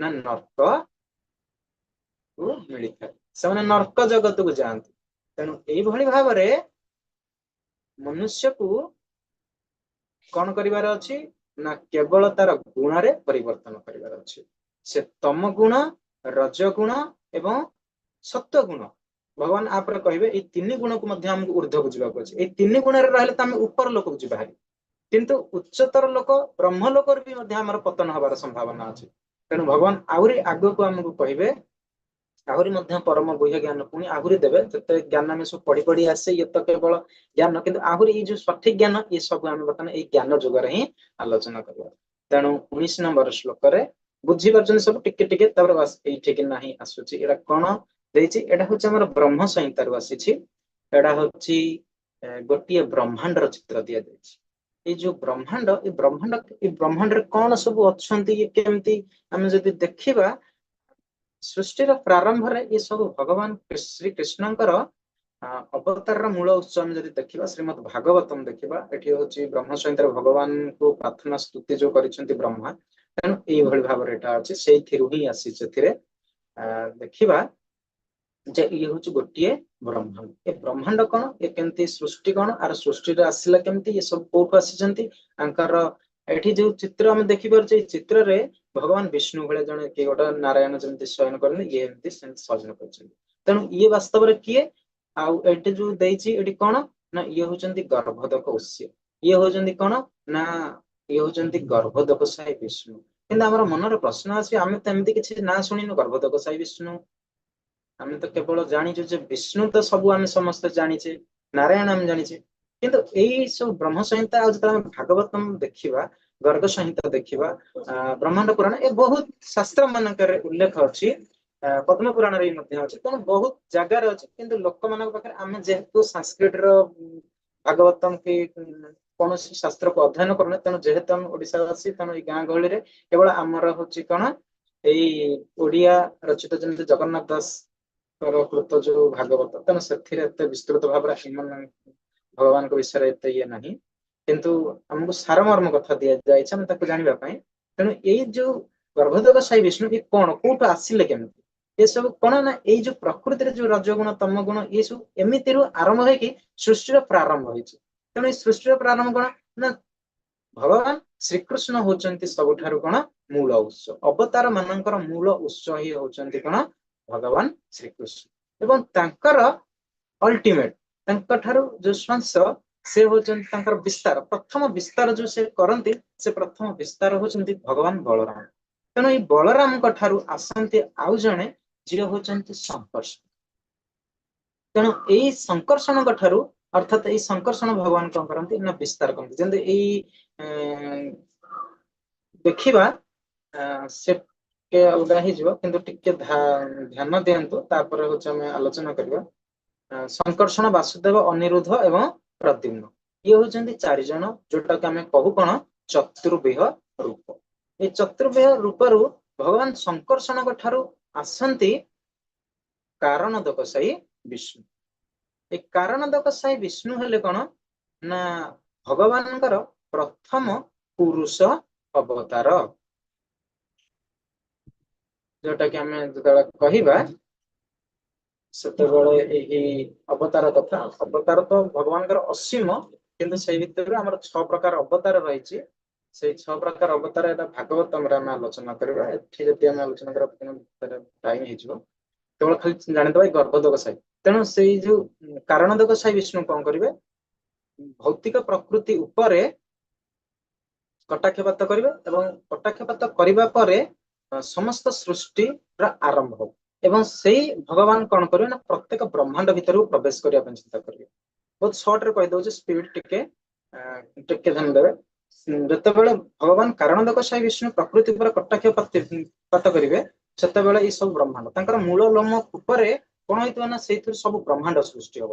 କାରଣ ଦୋକ ସାଇ ବିଷ୍ଣୁ, କାରଣ ଦୋକ ସାଇ ବିଷ୍ଣୁଙ୍କର ଯେତେବେଳେ କାରଣ ଦୋକ ସାଇ ବିଷ୍ଣୁଙ୍କର ଲୋମ କୂପରୁ ଅସଂଖ୍ୟ ବ୍ରହ୍ମାଣ୍ଡ ସୃଷ୍ଟି ହବ, ସେଇ ବ୍ରହ୍ମାଣ୍ଡରେ ଇତସ୍ତତ ଭାବରେ ଚାରିଆଡେ ବୁଲୁଥିବ। ତାକୁ ସ୍ଥିତ କରିବା ପାଇଁ ଭଗବାନ କଣ କରିବେ ନା ନିଜେ ଗର୍ଭୋଦକ ସାଇ ବିଷ୍ଣୁଙ୍କ ରୂପରେ ନିଜକୁ ପୁଣି ବିସ୍ତାର କରିବେ, ଏବଂ ଏହି ବିସ୍ତାର କରି ସେ ପ୍ରତ୍ୟେକ ବ୍ରହ୍ମାଣ୍ଡର ମଧ୍ୟକୁ ପ୍ରବେଶ କରିବେ। ତେଣୁ ଏଇଟା ହଉଛି ସେଇ କାରଣ ଦୋକ ସାଇ ବିଷ୍ଣୁଙ୍କ ଠାରୁ ଯୋଉ ବିସ୍ତାର ହେଇକି ଆସିଛନ୍ତି, ଇଏ ହଉଛନ୍ତି ସେଇ କଣ ଗର୍ଭୋଦକ ସାଇ ବିଷ୍ଣୁ। ଗର୍ଭୋଦକ ସାଇ ବିଷ୍ଣୁ ପୁଣି ପ୍ରବେଶ କରିଗଲା ପରେ ଏଇ ସାରା ବିଶ୍ୱ ବ୍ରହ୍ମାଣ୍ଡ ଭିତରେ କଣ ଥିବ ନା ଖାଲି ଘନ ଅନ୍ଧକାର ଭିତରେ ପରିପୂର୍ଣ୍ଣ ଥିବ, ଏବଂ ଏଇ ଘନ ଅନ୍ଧକାର ପରିପୂର୍ଣ୍ଣ ଭିତରକୁ ଯେତେବେଳେ ପ୍ରବେଶ କରିବେ ତାଙ୍କର ସ୍ୱେଦ ଅର୍ଥାତ ଝାଳ ନିର୍ଗତ ହେବ, ଏବଂ ଝାଳରୁ ଏଇ ଯୋଉ ବ୍ରହ୍ମାଣ୍ଡ ଟୋଟାଲ ସମ୍ପୂର୍ଣ୍ଣ କଣ ହେଇଯିବ ନା ଅର୍ଦ୍ଧେକ ଜଳମଗ୍ନ ହେଇଯିବ। ଏଇ ଜଳମଗ୍ନରେ ସେ ତାପରେ କଣ କରିବେ ନା ଶୟନ କରିବେ। ଏଇ ଯୋଉ ସାଗରଟା ଦେଖୁଛେ ଏଇଟାକୁ କୁହାଯାଏ ଗର୍ଭୋଦକ ସାଗର, ଏବଂ ଭଗବାନ ୟାଙ୍କୁ କୁହାଯାଏ କଣ ନା ଗର୍ଭୋଦକ ସାଇ ବିଷ୍ଣୁ।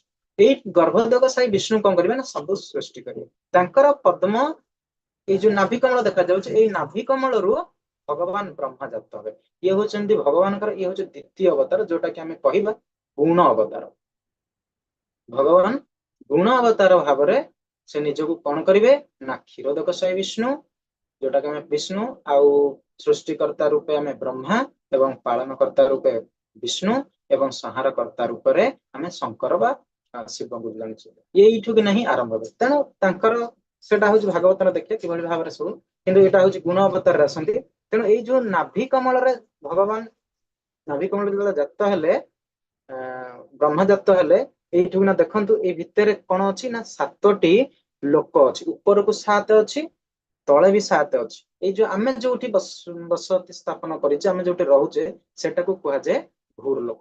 ଏବଂ ତାପରେ ଭୂର ଭୁବର ସ୍ୱହର ମହର ଜନ ତପ ସତ୍ୟ ଭଳି ଏଇଭଳି ଭାବରେ ଲୋକ ଅଛି। ତଳକୁ ଯଦି ଆମେ ଯିବା ସେଟା ହଉଛି ଅତଳ ବିତଳ ସୁତଳ ତଳତଳ ରସତଳ ମହାତଳ, ବହୁତ ଛୋଟ ଛୋଟ ଅକ୍ଷର ଦେଖାଯାଉଛି। ତାପରେ ଦେଖନ୍ତୁ ଏଇଟା ହଉଛି ପଳେଇ ଆସିଲା ଆମର ଗୋଟିଏ ଲୋକକୁ 14 ବ୍ରହ୍ମାଣ୍ଡରେ ବିଭକ୍ତ କରାଲା। ଏପଟେ ଅଛନ୍ତି ଜଡ ଆନନ୍ଦ, ଏପଟେ ଅଛନ୍ତି ମାୟା ଦେବୀ, ଏପଟେ ଅଛନ୍ତି କ୍ଷୀରୋଦକ ସାଇ ବିଷ୍ଣୁ, ଏପଟେ ଏମିତି ଥିବେ। ଆଉ ଏ ସାଇଡରେ ଅଛନ୍ତି ଭଗବାନ ଶିବଙ୍କର ଧାମ ଅଛି, ଲର୍ଡ ଶମ୍ଭୁ ଲେଖା ହେଇଛି। ଶମ୍ଭୁ ତତ୍ଵରେ ଆସିବ, ତାକୁ ଆମେ ବିସ୍ତୃତ ଆଲୋଚନା କରିବା ଆଗକୁ କେତେବେଳେ।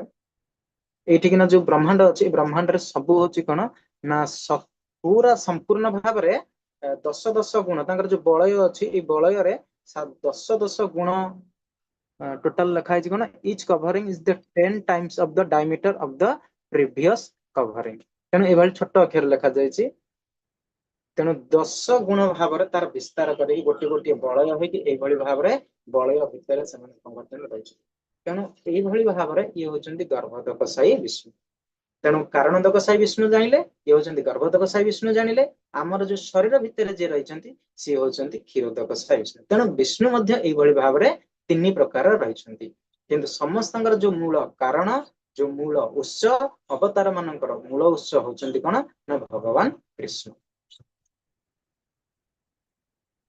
ठीक अछि आ भितर केतले आसीबो देखिबा को आहुरी बहुत अछि अछि ब्रह्म संहिता रे जे द्रष्टा देखि पारंती जे गुण व्यतीत अन्य कर्ता केही नहीं निज गुणरु अतीत बोली जानि पारंती से मो भाव को ही प्राप्त हुअन्ति तेणु यही होची सत्व रज एवं तम एमाने कौन करती प्रत्येक गुण रे एमाने समस्त लोक मानक कौन करती बांधिकी रखती जे जो भली भाव दृष्टि देखि पारंती ए गुण व्यतीत जो माने अन्य कर्ता केही नहीं सी कौन करती ना निज गुणरु अतीत बोली जानि पारंती एवं भगवान को प्राप्त हुअन्ति 20 नंबर श्लोक जितेबाला सृष्ट प्राणी यही तीनोटी धारा को अतिक्रम करने को सक्षम हुए सेतेबाला से जन्म मृत्यु वृद्धावस्था सेमानकर मुक्त रु दुख रु मुक्त होई पारंती एवं यही जीवन रे मध्य उपभोग करि पारंती एई भली भाव रे 20 नंबर श्लोक पर्यंत भगवान कोन कहिदेले सब विस्तृत भाव रे आलोचना कले तापरे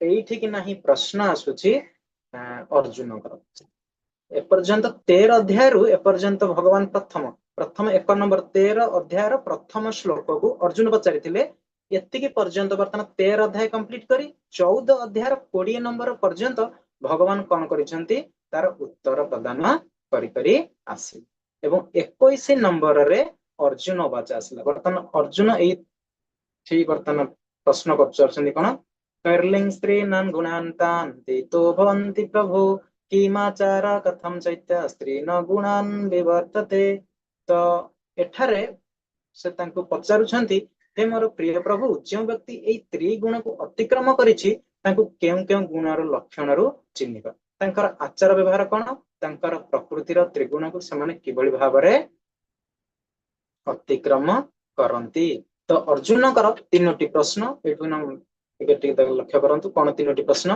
प्रथम प्रश्न होची जो व्यक्ति प्रकृतिर तीन गुणर गुण को अतिक्रम करिसंती तांको आमे केउ लक्षण रु चिन्हिबा द्वितीय प्रश्न होची सेही गुणातीत व्यक्तिंकर हावभाव आचार व्यवहार किपरि रहिबो कार्यकलाप संयत ना असंयत तृतीय प्रश्न होची जने व्यक्ति किपरि केउ उपाय ब्रह्मभूत अवस्था प्रकृतिर त्रिगुण को संपूर्ण रूप रे अतिक्रम करि पारंती एवं तापरे भगवान गोटे गोटे उत्तर तार उत्तर दे चलचंती 22 रु 25 नंबर श्लोक भीतर देखिबा प्रथम प्रश्नर उत्तर रे भगवान कौन उत्तर देछंती घृणा आकांक्षा रु मुक्त जो व्यक्ति आलोक बा प्रकाश सत्व गुण आसक्ति रजगुण मोह अर्थात तम गुण रे उपस्थित थिला बेले से सब को घृणा करंती नहीं से गुड को तिरहित होई गले आउ समानकर पाइबा पई इच्छा किंबा आशा आउ करंती नहीं तांकु ही प्रकृत गुणातीत कहै तेणु गुणातीतर ये होची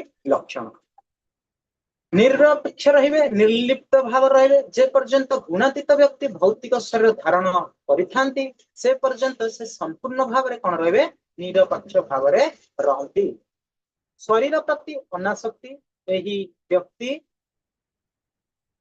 भौतिक शरीर को उपभोग करबा को इच्छा करंती नहीं शरीर रु मुक्त होबा को कि व्यस्त होंती नहीं से दिव्य स्तर अवस्थान करंती प्रकृतिर त्रिगुणर प्रभावर मुक्त होबाकू से सदा सर्वदा चेष्टा करिबा पई तांकर कौनसी आवश्यकता पड़ी न थाए अर्जुनकर द्वितीय प्रश्न कोन थिला ना अर्जुनकर द्वितीय प्रश्न थिला किभଳି भाବରେ हम प्रकृतिर तीन गुण को अतिक्रम करिबा तेणु भगवान सेही भଳି भाବରେ उत्तर प्रदान करिसंती जे सेमाने समदृष्टि रे रहिबे समभाव पोषण करिवे मान अपमान सुख दुख रे स्थिर रहिबे शत्रु मित्रंक प्रति समान व्यवहार रखिबे कृष्ण निष्ठा बा कृष्णंकर चेतना ଏବଂ କର୍ତ୍ତବ୍ୟ ନିଷ୍ଠା ମଧ୍ୟ କରିପାରିବେ। ସାମାଜିକ ଅର୍ଥାତ ରାଜନୈତିକ ପ୍ରଭାବରୁ ସେମାନେ କିଭଳି ଭାବରେ ମୁକ୍ତ ରହିବେ ଏବଂ ସକାମ କର୍ମକୁ ପରିତ୍ୟାଗ କରିବେ। ଏଟା ହଉଛି ଅର୍ଜୁନଙ୍କର ଯୋଉ ଦ୍ୱିତୀୟ ପ୍ରଶ୍ନ ଥିଲା ତାର ଉତ୍ତର। ଅର୍ଜୁନଙ୍କର ଯୋଉ ତୃତୀୟ ପ୍ରଶ୍ନ ଥିଲା ଭଗବାନ ସେଥିରେ କଣ ଉତ୍ତର ଦଉଛନ୍ତି ନା ଅର୍ଜୁନଙ୍କର ତୃତୀୟ ପ୍ରଶ୍ନ ଥିଲା ଯେ ଜଣେ ବ୍ୟକ୍ତି କିପରି ବା କେଉଁ ଉପାୟରେ ସେ ତିନି ଗୁଣକୁ କଣ କରିପାରିବ ଅତିକ୍ରମ କରିପାରିବ। ତେଣୁ ଭଗବାନ ଏଇଭଳି ଭାବରେ 26 ନମ୍ବର ଶ୍ଲୋକରେ କହିବେ ଅଭିଚାରଣେ ଭକ୍ତି ଯୋଗ। ଯେଉଁ ବ୍ୟକ୍ତି ପୂର୍ଣ୍ଣ ପ୍ରାଣରେ ଅତ୍ୟନ୍ତ ଦୃଢ ଭାବରେ କେବଳ ଭକ୍ତି ଯୋଗରେ ନିୟୋଜିତ, ଯାହାର କୌଣସି ଅବସ୍ଥାରେ ପତନ ହୁଏ ନାହିଁ କି ସାଙ୍ଗେ ସାଙ୍ଗେ ଭୁକ୍ତ ପ୍ରକୃତିର ତ୍ରିଗୁଣକୁ ଅତିକ୍ରମ କରି ଯାଆନ୍ତି, ସେମାନେ ଦିବ୍ୟ ସ୍ତର ବା ବ୍ରହ୍ମଭୂତ ସ୍ତରକୁ ଉନ୍ନତ ହୁଅନ୍ତି। ଆଉ କୃଷ୍ଣ ଚେତନା ଏଠିକି ନା ଆସିଲା ବ୍ରହ୍ମ ସ୍ତରକୁ ସେମାନେ ଯାଆନ୍ତି। କୃଷ୍ଣ ଚେତନା କଣ ନା ବ୍ୟକ୍ତି ନିଜର ଭୌତିକ ଚେତନାକୁ ଯେତେବେଳେ ପରିବର୍ତ୍ତନ କରେ ଅର୍ଥାତ କୃଷ୍ଣ ଚେତନା ଆଡକୁ କେନ୍ଦ୍ରୀଭୂତ କରେ, କୃଷ୍ଣ ତାଙ୍କର ବିଭିନ୍ନ ସ୍ୱରୂପ ଯେମିତିକି ଆମର ଦେଖିଛେ ରାମ, ନାରାୟଣ, ନୃସିଂହ, ସେ ଭକ୍ତି ଯୋଗରେ ସେବା କରିବା ପାଇଁ ଚେଷ୍ଟା କରିବ। କୌଣସି ଥରେ ସେ ବିଚଳିତ ହେବ ନାହିଁ, ନିରନ୍ତର ସେବା କରିବ, ସାଧନା କରିବ, ଭଗବାନଙ୍କୁ ଅର୍ପଣ କରାଯାଇଥିବା ପ୍ରସାଦକୁ ସେ ଗ୍ରହଣ କରିବ, ସର୍ବଦା ହରେ କୃଷ୍ଣ ମହାମନ୍ତ୍ର ଜପ କରିବ, ଏକାଦଶୀ କରି ଉପବାସ କରିବ, କିନ୍ତୁ କର୍ମକାଣ୍ଡୀୟ ପଦ୍ଧତିରେ କୌଣସି ପ୍ରକାରର ସେଥିରେ ରହିବ ନାହିଁ।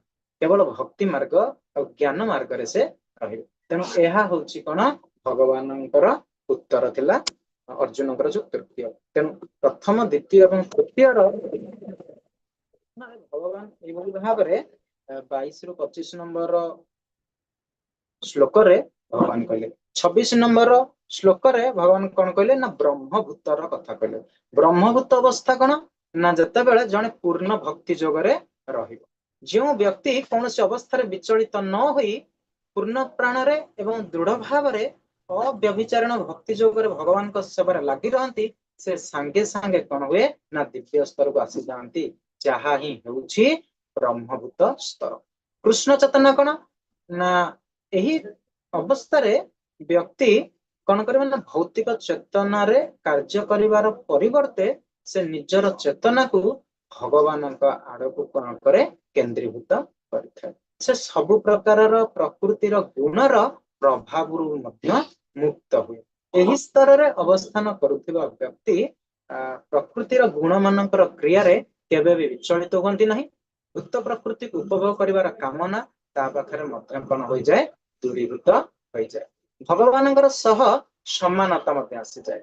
ଯେତେବେଳେ ବ୍ୟକ୍ତି ଏହି ବ୍ରହ୍ମ ଜ୍ୟୋତିରେ ବା ବ୍ରହ୍ମଭୂତ ଅବସ୍ଥାରେ ଅବସ୍ଥାନ କରନ୍ତି, ସେ ଗୁଣରେ ପରମ ପୁରୁଷ ଭଗବାନଙ୍କ ସହିତ ସମାନ ହୋଇଯାଏ। ଯଦି ଆମେ ସଂକ୍ଷେପରେ କହିବା ତେବେ ନିଜର ଚେତନାକୁ ଭୌତିକ ସ୍ତରରୁ ପରିବର୍ତ୍ତନ କରି ଆମକୁ କଣ କରିବାକୁ ପଡିବ ନା କୃଷ୍ଣ ଭାବନାରେ ସ୍ଥିର ରଖିବାକୁ ପଡିବ। ତେବେ ଆମ ମନରେ ପ୍ରଶ୍ନ ଆସେ ଯେ ଏଇ ବ୍ରହ୍ମଭୂତ ଅବସ୍ଥା କଣ ଏବଂ ମୁକ୍ତି ମଧ୍ୟ କଣ? ଯଦି ମୁକ୍ତି, ତାହେଲେ ମୁକ୍ତି ଆଉ ବ୍ରହ୍ମଭୂତ ଅବସ୍ଥା ମଧ୍ୟରେ ସମ୍ପର୍କ କଣ? ନା ଏଇଥିରେ ମଧ୍ୟ ଆମକୁ ଆଲୋଚନା କରାଗଲା ଯେ ଏମାନେ କଣ ହେବେ ନା ତ୍ରିଗୁଣରୁ ଉଦ୍ଧାରର ହିଁ ହଉଛି ମୁକ୍ତି, ଜନ୍ମ ମୃତ୍ୟୁ ଜରା ଏବଂ ଦୁଃଖରୁ ସେମାନେ ମୁକ୍ତି ହେବେ। ଜୀବିତ ଅବସ୍ଥାରେ ସେମାନେ ଉପଭୋଗ କରିବେ। ଭଗବାନଙ୍କର ସହିତ କଣ ହବ ନା ଗୁଣାତ୍ମକ ସମାନ ହବ। ଏଇଭଳି ଭାବରେ ଭଗବାନ କଣ କହିଛନ୍ତି ନା ବ୍ରହ୍ମଭୂତ ଅବସ୍ଥା ଏବଂ ମୁକ୍ତି ମଧ୍ୟରେ ସମ୍ପର୍କକୁ ବ୍ୟାଖ୍ୟା କରିଛନ୍ତି। ତାପରେ ଆମର ପ୍ରଶ୍ନ ଆସିବ ଯେ ଭଗବାନ ଶ୍ରୀକୃଷ୍ଣ କିପରି ବ୍ରହ୍ମର ମୂଳ ଉତ୍ସ? ଆମେ ସେଠି ଆଲୋଚନା କଲେ ଭଗବାନ ଶ୍ରୀକୃଷ୍ଣ ସମସ୍ତ ଅବତାରଙ୍କର ତ ମୂଳ ଉତ୍ସ। ଏଠି ପୁଣି ଆମେ ଆହୁରି ଟିକେ ଆଲୋଚନା କରିଦବା, ଅଛି 3-4 ମିନିଟ ଭିତରେ। ଶ୍ରୀକୃଷ୍ଣ କିପରି ବ୍ରହ୍ମର ମୂଳ ଉତ୍ସ? ସେମାନେ ମହତ୍ ବ୍ରହ୍ମ ଅର୍ଥାତ ଭୂତ ପ୍ରକୃତିର ଗର୍ଭ ସଞ୍ଚାରରେ ଭଗବାନ କଣ କରନ୍ତି ସଞ୍ଚାରିତ। ବୈଦିକ ସାହିତ୍ୟରେ ଯଦି ଆମେ ଆଲୋଚନା କରିବା ସମଗ୍ର ଭୂତ ପ୍ରକୃତି ଅର୍ଥାତ ଜଡ ଜଗତ ଏହି ମହତ୍ ବ୍ରହ୍ମ ବା ବ୍ରହ୍ମ ବୋଲି ମଧ୍ୟ ଆଲୋଚନା କରାଯାଇଛି। ଯଦି ଆମେ ଦେଖିବା ପରମ ପୁରୁଷ ଭଗବାନ ଶ୍ରୀକୃଷ୍ଣ ନିଜେ କଣ କରନ୍ତି ନା ସେହି ବ୍ରହ୍ମରେ ଗର୍ଭ ସଞ୍ଚାର କରନ୍ତି, ଯାହା ଫଳରେ ସମସ୍ତ ପ୍ରକାରର ଜୀବ ମାନଙ୍କର ପ୍ରକୃତ ବୀଜ ପ୍ରଦାନକାରୀ ହୋଇଥାନ୍ତି। ଏହା କେବଳ କଣ ହୁଏ ଜନ୍ମ ହୁଏ କେବଳ ସମସ୍ତ ଜୀବ ମାନଙ୍କର ଜନ୍ମ କେବଳ ସମ୍ଭବ ହୋଇଥାଏ भगवान कौन करती ना गर्भ संचार करने ପାଇଁ बीज प्रदान करती ସେଇଥିପାଇଁ भगवान को कौन कह जाए ना सर्व बीज प्रदानकारी आम जो 4 नंबर श्लोक सर्वजन श्लोक 4 नंबर श्लोक नहीं सेटा ही थिला सर्व बीज प्रदानकारी पिता साधारणतः जीवजंतु मान जो देखा भूत प्रकृतिर ब्रह्म जन्म है परि लगे किंतु भौतिक जगत में जिते प्रकार जीव देखा जाती से समस्त प्रकृत कारण होउछंती परम पुरुष श्रीकृष्ण तेणु जीवर ब्रह्म स्वरूप एवं कृष्णଙ୍କର सर्वोच्चता ମଧ୍ୟ ଆମକୁ ଦେଖିବାକୁ ପଡିବ ଯେତେବେଳେ ଜଣେ ଭକ୍ତି ଯୋଗ ମାର୍ଗରେ ଭଗବାନଙ୍କର ସେବାରେ ନିଯୁକ୍ତ ରହେ ସେହି ପ୍ରକୃତିର ତ୍ରିଗୁଣକୁ ଅତିକ୍ରମ କରିଯାଏ ବ୍ରହ୍ମଜ୍ୟୋତି ବା ଦିବ୍ୟ ସ୍ତରରେ ଅବସ୍ଥାନ କରେ ଏବଂ ଗୁଣ ଦୃଷ୍ଟିରୁ ପରମ ପୁରୁଷ ଭଗବାନଙ୍କର ସହିତ ସମାନ ହୋଇଯାଏ। तबे आम मनरे प्रश्न आसे जे ब्रह्म तो जानिले आम जमती देखिथिले भगवानकर स्वरूप को जानिबा पई तीनोटी अवस्था अछि हमर तीनोटी प्रतीति रे हम भगवान को जानि परिया ब्रह्मेति परमात्मेति भगवान तेनु प्रथमटा होछि ब्रह्म तृतीयटा होचंती साकार रूप विग्रह रूप भगवानकर तेणु ये जो ब्रह्म तो आम जानिले भगवान ब्रह्मपुच्छ जमती कि भगवान नखरु जो विच्छुरित होछि रश्मि आगु को बहुत अच्छी आलोचना करबा किंतु एठन टिके हम धारणा देंतु केमती जे ई जो ब्रह्म आसिला ता सहित आपना हमकु कहिले जे गोटे महत ब्रह्म आमे 3 नंबर 4 नंबर श्लोक रे पढिले महत ब्रह्म कोन ना एई महत ब्रह्म होछि सेना टिके हम कहितली एई महत ब्रह्म होछि भूत प्रकृति जहाँ समग्र भौतिकर कारणर मूल जे त्रिगुणात्मक जड़ प्रकृति को महत ब्रह्म बा महाब्रह्मन बोली वर्णना करा जायछि एई महत ब्रह्म भूत प्रकृति माध्यम रे असंख्य ब्रह्मांड एवं जीव मानकर भौतिक शरीर सृष्टि यह संपूर्ण भाव रे भौतिक जड़ अटे प्रकृतिर त्रिगुण एथिरे कोन हुए विद्यमान थाए किंतु जदि साधारण ब्रह्म कथा चिंता करिबा ताले साधारण ब्रह्म कोन ये तो महत ब्रह्म कथा कहले ये साधारण ब्रह्म ताले कोन साधारण ब्रह्म होची आध्यात्मिक स्वरूप बा ब्रह्मभूत अवस्था तेणु अन्य प्रकार जीव बा जीवात्मा स्वाभाविक भाव रे दिव्य से आध्यात्मिक स्तर रे एक ब्रह्म नटे जेतेबेले जीव एई भक्ति जोग बा द्वारा प्रकृतिर त्रिगुण को अतिक्रम करे पूर्ण कृष्ण चेतन रे लागे से ब्रह्मभूत अवस्था को पाई जाए तेणु संक्षेप रे कहले महत ब्रह्म होची भगवानकर जड़ बा भौतिक शक्ति जहाँ समग्र जगत शरीर कारण अटे किंतु प्रकृत ब्रह्म ब्रह्मभूत अवस्था होची जीवर निजस्व दिव्य आध्यात्मिक स्थिति एवं ब्रह्म मध्य आहुत मध्य हमें आगु को आहुरी पढ़िबा किबळी भाबरे आत्मा हमर जो चेतना ये सब मध्य आसीबो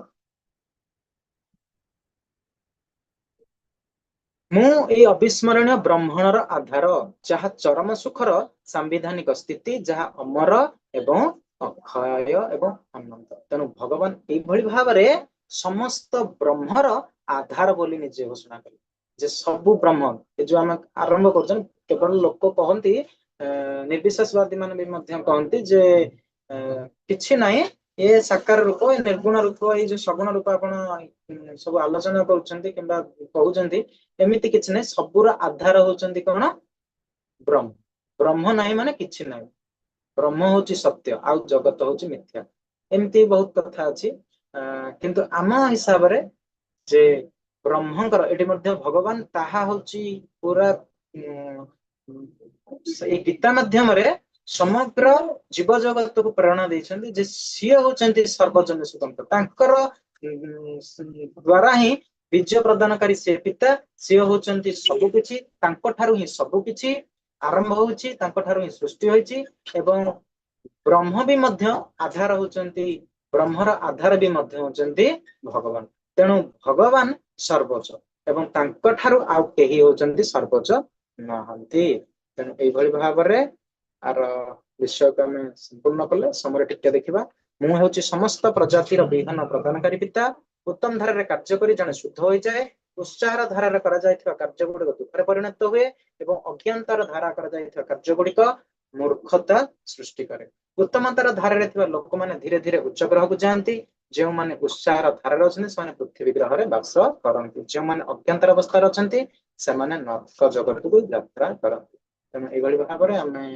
तम गुण रजगुण एवं सत्वगुण आलोचना कले भगवान किभଳି भाବରେ समूह पूर्व अध्यायर प्रश्न एवं यही अध्यायर प्रश्नर उत्तर दे ए सारा संसार ए जगत को किभଳି भाବରେ आनंदमय करैछन्ति हरे कृष्ण यदि किछि कहार ई विषय प्रसंग किसी प्रश्न अच्छी आप पचारि पारे ठीक अच्छे हरे कृष्ण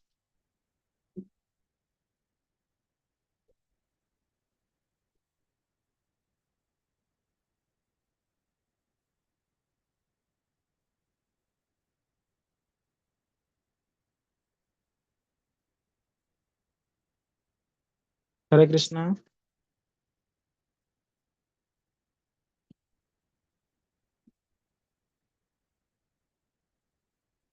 क्या किसी प्रश्न नहीं हरे कृष्ण प्रभु जी सादर प्रणाम प्रणाम माताजी प्रभु जी आपण जो कहले हमर तीन जन जो विष्णु आछन्ति हाँ हाँ हाँ जेमति कि कारण दक्षय विष्णु क्षीर दक्षय विष्णु और गर्भ दक्षय विष्णु हाँ तो से का पाखरु आछन्ति एक्चुअली से हाँ महाविष्णु हाँ हाँ से महाविष्णु संकर्षण भगवान ना जो कहले ना भगवान बलराम ठारू संकर्षण आसନ୍ତି एवं चतुर्भुज रूप अर्थात सेटा होचंती चतुर्भुज रूप प्रथमे भगवान कृष्ण कृष्णଙ୍କ ଠାରୁ ତାଙ୍କର ବିସ୍ତାର हुए व्हाइट कृष्ण जे कि बलराम एवं बलराम भगवान ठारू संपूर्ण जगत ही सृष्टि हुए तेणु ये जो मूल आधार ही होचंती भगवान बलराम किंतु आमे जानूचे जे सब विष्णु ठारू आछंती किंतु हम जतले बहुत डीपली आमे जिबा सब बलराम ठारू आसी तेणु बलराम कौन करती ना निजको जो विस्तार करती से विस्तार माध्यम से संकर्षण वासुदेव अनिरुद्ध एवं प्रद्युम्न बुझिपारे आज्ञा हाँ आज्ञा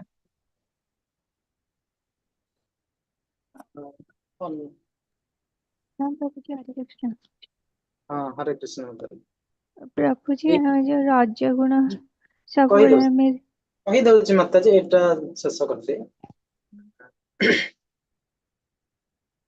କଣ କହୁଥିଲି ହଁ ଭଗବାନ ବଳରାମଙ୍କ ଠାରୁ ସଂକର୍ଷଣ ଅନିରୁଦ୍ଧ ଏବଂ ପ୍ରଦ୍ୟୁମ୍ନ ଆସନ୍ତି ଏବଂ ସେଇ ସଂକର୍ଷଣ ଭଗବାନ କଣ କରନ୍ତି ଆହୁରି ବିସ୍ତାର କରନ୍ତି ଯିଏ କି ହଉଛନ୍ତି ଆସନ୍ତି ମହାବିଷ୍ଣୁ ଆମେ ଯାହାକୁ କାରଣ ସାଗର ଯେହେତୁ ସେ ଶୟନ କରନ୍ତି ତେଣୁ ତାଙ୍କୁ କୁହାଯାଏ କାରଣ ଦୋକସାଇ ବିଷ୍ଣୁ କାରଣ ଦୋକସାଇ ବିଷ୍ଣୁ କଣ କରନ୍ତି ନା ପୁଣି ସୃଷ୍ଟି କରିବା ପାଇଁ ଚେଷ୍ଟା କରନ୍ତି से कौन करती सीधा सड़क भौतिक भूत प्रकृति सहित से जड़ित हुअती ना तेणु तांकर संभवतता से ये थिला ताको होची भागवतम बहुत क्लियरली हम खाली जस्ट खाली शुणी दिंतु सेठिकिना कौन हुए ना भगवान कटाक्षपात करते भूत प्रकृति एवं भूत प्रकृति उपर सृष्टिर आरंभ किंतु से जो विस्तार करती विस्तार केमी हम ना भगवान बिना तो कौन प्रकार विस्तार हो पार नहीं तेणु से जो विस्तार करती जो ये असंख्य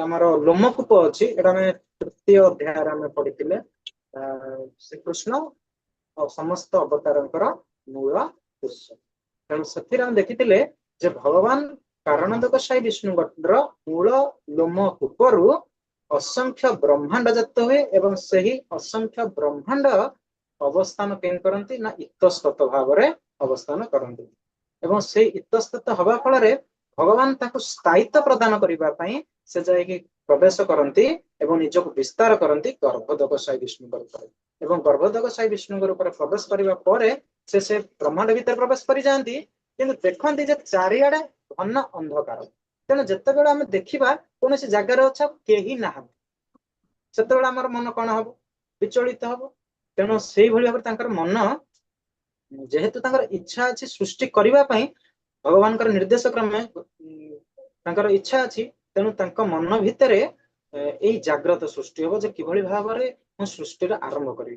तेणु ये भावे तेणु भाविबा द्वारा कौन हम ना आमर से सब श्वेत अर्थात जो देखिए बेले बेले आमर भाविबा पर सब मुहर कौन हो झाल निर्गत हुए तेणु शरीर एमती जो असंख्य लोमकूप अच्छी सेमती क्षीर आमर କାରଣ ସାଇ ବିଷ୍ଣୁ ବା ମହାବିଷ୍ଣୁଙ୍କ ଠାରୁ ତାଙ୍କର ଯେତେବେଳେ ଆରମ୍ଭ କୋଉଠୁ ନା ଲୋମକୂପରୁ ଜାତ ହେଲା କଣ ନା ଅସଂଖ୍ୟ ବ୍ରହ୍ମାଣ୍ଡ। ତାଙ୍କର ଲୋମକୂପରୁ ସବୁ କଣ ଆରମ୍ଭ ହେଲା, ଆମର ଯେମିତି ଲୋମକୂପ ଅଛି, ଲୋମକୂପରୁ ସବୁ ଝାଳ ନିର୍ଗତ ହଉଛି, ସେମିତି ତାଙ୍କର ବି ମଧ୍ୟ କଣ ହେଲା, ଏଇଭଳି ଭାବରେ ଝାଳ ନିର୍ଗତ ହେଲା, ଯୋଉଟା କି ସେଠି ଘର୍ମ ବୋଲି ଆମେ କହିଥିଲେ। ତେଣୁ ଏଇ ଯୋଉ ଘର୍ମ ନିର୍ଗତ ହବା ପରେ ତାଙ୍କ ସେଇ ଯୋଉ ବ୍ରହ୍ମାଣ୍ଡ ଭିତରେ ସେ ପ୍ରବେଶ କରନ୍ତି। ତେଣୁ ପ୍ରତ୍ୟେକ ବ୍ରହ୍ମାଣ୍ଡ, ଏମିତି ଗୋଟିଏ ବ୍ରହ୍ମାଣ୍ଡ ଏଇଟା ନାହିଁ, ଏଇଟା ଭୌତିକ ବିଜ୍ଞାନ ମାନେ ବି ମଧ୍ୟ ଏଇଟା କଣ କରିଛନ୍ତି, ବର୍ତ୍ତମାନ ଆଲୋକପାତ କଲେଣି। ମଲ୍ଟି ପାରାଲାଲ ସ୍ପେସ ବର୍ତ୍ତମାନ ଯୋଉ ସବୁ ଆମର ଦେଖୁଛେ ସିଏ ସେମିତି। ଏଟାରେ ଯେମିତି ଆମର ବ୍ରହ୍ମା ଯେତେବେଳେ ଦେଖିଥିଲେ, ବ୍ରହ୍ମା ବିମୋହନ ଲୀଳାରେ ମଧ୍ୟ ଦେଖିପାରିବା, ପ୍ରତ୍ୟେକ ବ୍ରହ୍ମାଣ୍ଡରୁ ବ୍ରହ୍ମା ମଧ୍ୟ ଆସିକି ଭଗବାନ ଶ୍ରୀକୃଷ୍ଣଙ୍କର ଚରଣ ଯୁଗଳରେ ବନ୍ଦନା କରିଥିଲେ। ତେଣୁ ଏଇଟା ହଉଛି ଜ୍ଞାନ। ତେଣୁ ଏଇଠି ନା କଣ ହେଇଛି ନା ସେ ଯେତେବେଳେ ଦେଖିଲେ ଯେ ସାରା ସଂସାର ଟୋଟାଲ ବ୍ରହ୍ମାଣ୍ଡ କଣ ଅଛି ନା ଘନ ଅନ୍ଧକାର ଅଛି, ସେ ଘନ ଅନ୍ଧକାର ରେ ତାଙ୍କର ଯୋଉ ଘର୍ମ ଜାତ ହେଲା, ସେ ଘର୍ମରୁ ଟୋଟାଲ ସାଗର ଗୋଟେ ଅର୍ଦ୍ଧେକ ତାଙ୍କ ସେ ଯୋଉ ବ୍ରହ୍ମାଣ୍ଡ ଭିତରେ ପ୍ରବେଶ କରିଥିଲେ, ସେଇ ବ୍ରହ୍ମାଣ୍ଡ ଅର୍ଦ୍ଧେକ କଣ ହେଇଗଲା ନା ସମ୍ପୂର୍ଣ୍ଣ ଭାବରେ ଜଳମଗ୍ନ, ଅର୍ଦ୍ଧେକ ଜଳମଗ୍ନ ହେଇଗଲା। ସେ ସେଥିରେ ଶୟନ କଲେ। ସେଇ ଯୋଉ ଶୟନ କରିବା ସେ ଜାଗାଟାକୁ କୁହାଗଲା କଣ, ଗର୍ଭୋଦକ ସାଗର।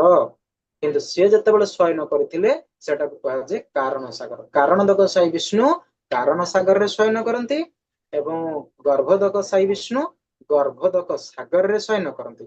ଏବଂ ଗର୍ଭୋଦକ ସାଇ ବିଷ୍ଣୁଙ୍କର ଯୋଉ ନାଭି କମଳ ଜାତ ହେଲା, ସେଇ ନାଭି କମଳରେ 14ଟି ବ୍ରହ୍ମାଣ୍ଡ ଏବଂ ସେଇଥିରେ ଯୋଉ ସର୍ବୋଚ୍ଚ ଲୋକ ଉପରେ ବସିଛନ୍ତି ବ୍ରହ୍ମା ବସିଥିଲେ, ସେଇ ଯୋଉ ଚିତ୍ର ଆମେ ଦେଖିଥିଲେ ଏଇନା, ସେଇଟା ସେଇ ସର୍ବୋଚ୍ଚ ଲୋକରେ ବ୍ରହ୍ମା ଅବସ୍ଥାନ କରନ୍ତି। ଏବଂ ଭଗବାନ ବ୍ରହ୍ମାଙ୍କ ଠାରୁ ତାଙ୍କର ଯୋଉ ତ୍ରିଭୁକୁଟି ଅଛି, ତାଙ୍କର ସେଇ ଆଜ୍ଞା ତ୍ରିଭୁକୁଟି କଣ ହୁଏ ନା ରୁଦ୍ର ଜାତ ହୁଅନ୍ତି। ଏବଂ ଭଗବାନ ପୁଣି ଗର୍ଭୋଦକ ସାଇ ବିଷ୍ଣୁ କଣ କରନ୍ତି ନା ନିଜକୁ ଗୁଣ ଅବତାର ରୂପରେ ନିଜର ବିସ୍ତାର କରନ୍ତି, ଯିଏକି କ୍ଷୀରୋଦକ ସାଇ ବିଷ୍ଣୁ ରୂପରେ ପ୍ରତ୍ୟେକ ଜୀବ ମାନଙ୍କର ହୃଦୟରେ ବସବାସ କରନ୍ତି। ତେଣୁ ତାଙ୍କୁ କୁହାଗଲା କ୍ଷୀରୋଦକ ସାଇ ବିଷ୍ଣୁ। ତେଣୁ ଏଇଭଳି ଭାବରେ ପ୍ରଥମ ପୁରୁଷ ଅବତାର ଆସିଲେ, ଏଇଟା ହଉଛି ଭଗବାନ ସୃଷ୍ଟିର ଦ୍ୱିତୀୟ ଅବତାର, ଯୋଉଟା କି ଆମେ କହୁଛେ ଗୁଣ ଅବତାର। ଭଗବାନ ସତ୍ୱ ଗୁଣ, ଏଇ ପ୍ରକୃତିର ଗୁଣ ମଧ୍ୟ ସେଠି ଏଇ ସବୁ କଥା ଆଲୋଚନା କରି କିନ୍ତୁ ଟାଇମ ହେଇଯିବ ବୋଲି ମୁଁ ଏଠି କହିଲିନି, ସେଠି ବି ମଧ୍ୟ ସେଇ ପ୍ରକୃତିର ଗୁଣ ଅନୁସାରେ ଭଗବାନ କଣ କରିଛନ୍ତି ନିଜକୁ ରଖିଛନ୍ତି। ଗୋଟେ ଜଣ ହଉଛନ୍ତି ସତ୍ୱ ଗୁଣରେ ଯିଏକି ବିଷ୍ଣୁ ରହିବେ, ଏବଂ ରଜ ଗୁଣରେ ବ୍ରହ୍ମ ପରିଚାଳିତ ହେବେ, ଏବଂ ତମ ଗୁଣରେ ଭଗବାନ ମହାଦେବ। ତେଣୁ ଏଇଭଳି ଭାବରେ ସୃଷ୍ଟି ଆରମ୍ଭ ହେଇଛି। ତାପରେ ପୁଣି ସୃଷ୍ଟିର ଆହୁରି ଆରମ୍ଭ କରିବା ପାଇଁ ଭଗବାନ କଣ କରିବେ ନା ନିଜକୁ ଯୁଗ ଅବତାର, ତାପରେ ମନ୍ୱନ୍ତର ଅବତାର, ତାପରେ ଶାକ୍ୟବେଶ ଅବତାର, ଅଂଶ ଅବତାର, ଲୀଳା ଅବତାର, ଏଇଭଳି ଭାବରେ 6 ପ୍ରକାରର ଅବତାର ଭଗବାନଙ୍କର ଅଛି। କିନ୍ତୁ ଅସୀମ ଅବତାର ମଧ୍ୟରେ ଇଏ ହଉଛି 6 ପ୍ରକାରର ଅବତାର। ଠିକ ଅଛି ମାତାଜୀ। ତିନି ଜଣ ବିଷ୍ଣୁ ରହିଲେ, ଜଣେ ହଉଛନ୍ତି କାରଣୋଦକ ସାଗରରେ ଶୟନ କରନ୍ତି, ଜଣେ ଗର୍ଭୋଦକ ସାଗରରେ ଶୟନ କରନ୍ତି, ଜଣେ କ୍ଷୀର ସାଗରରେ ଶୟନ କରନ୍ତି। କ୍ଷୀର ସାଗରରେ ଶୟନ କରନ୍ତି କ୍ଷୀରୋଦକ ସାଇ ବିଷ୍ଣୁ, ଗର୍ଭ ସାଗରରେ ଶୟନ କରନ୍ତି ଗର୍ଭୋଦକ ସାଇ ବିଷ୍ଣୁ, ଏବଂ କାରଣ ସାଗରରେ ଶୟନ କରନ୍ତି କାରଣୋଦକ ସାଇ ବିଷ୍ଣୁ, ଯିଏକି ଆମେ ମହାବିଷ୍ଣୁ ରୂପରେ ଜାଣିଛୁ। ଆଜ୍ଞା ତେଣୁ ଭୌତିକ ଜଗତର ସୃଷ୍ଟିର ଆରମ୍ଭ ହଉଛନ୍ତି ମହାବିଷ୍ଣୁ, ଏବଂ ତାଙ୍କର ଯିଏ ଆଧାର ସିଏ ହଉଛନ୍ତି ସଂକର୍ଷଣ, ଏବଂ ତାଙ୍କର ଯିଏ ଆଧାର ସିଏ ହଉଛନ୍ତି ବଳରାମ ଭଗବାନ। ଏବଂ ବଳରାମ ଆସିଛନ୍ତି କିଏ ନା ନିଜକୁ ଏକ୍ସପାଣ୍ଡ କରିଛନ୍ତି, ଯିଏକି କୃଷ୍ଣ, ତାଙ୍କ ପାଖରୁ ହିଁ ଆସିଛନ୍ତି ଭଗବାନ ବଳରାମ। ଅଛି ଆହୁରି ଚତୁର୍ଭୁଜ ରୂପ ଆଉ ଆଗକୁ ଆସିବ, ସବୁ ଦେଖିବା।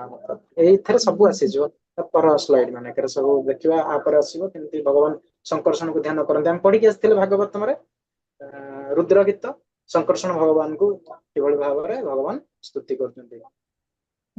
ହରେ କୃଷ୍ଣ ପ୍ରଭୁ, ଧନ୍ୟବାଦ ପ୍ରଭୁ।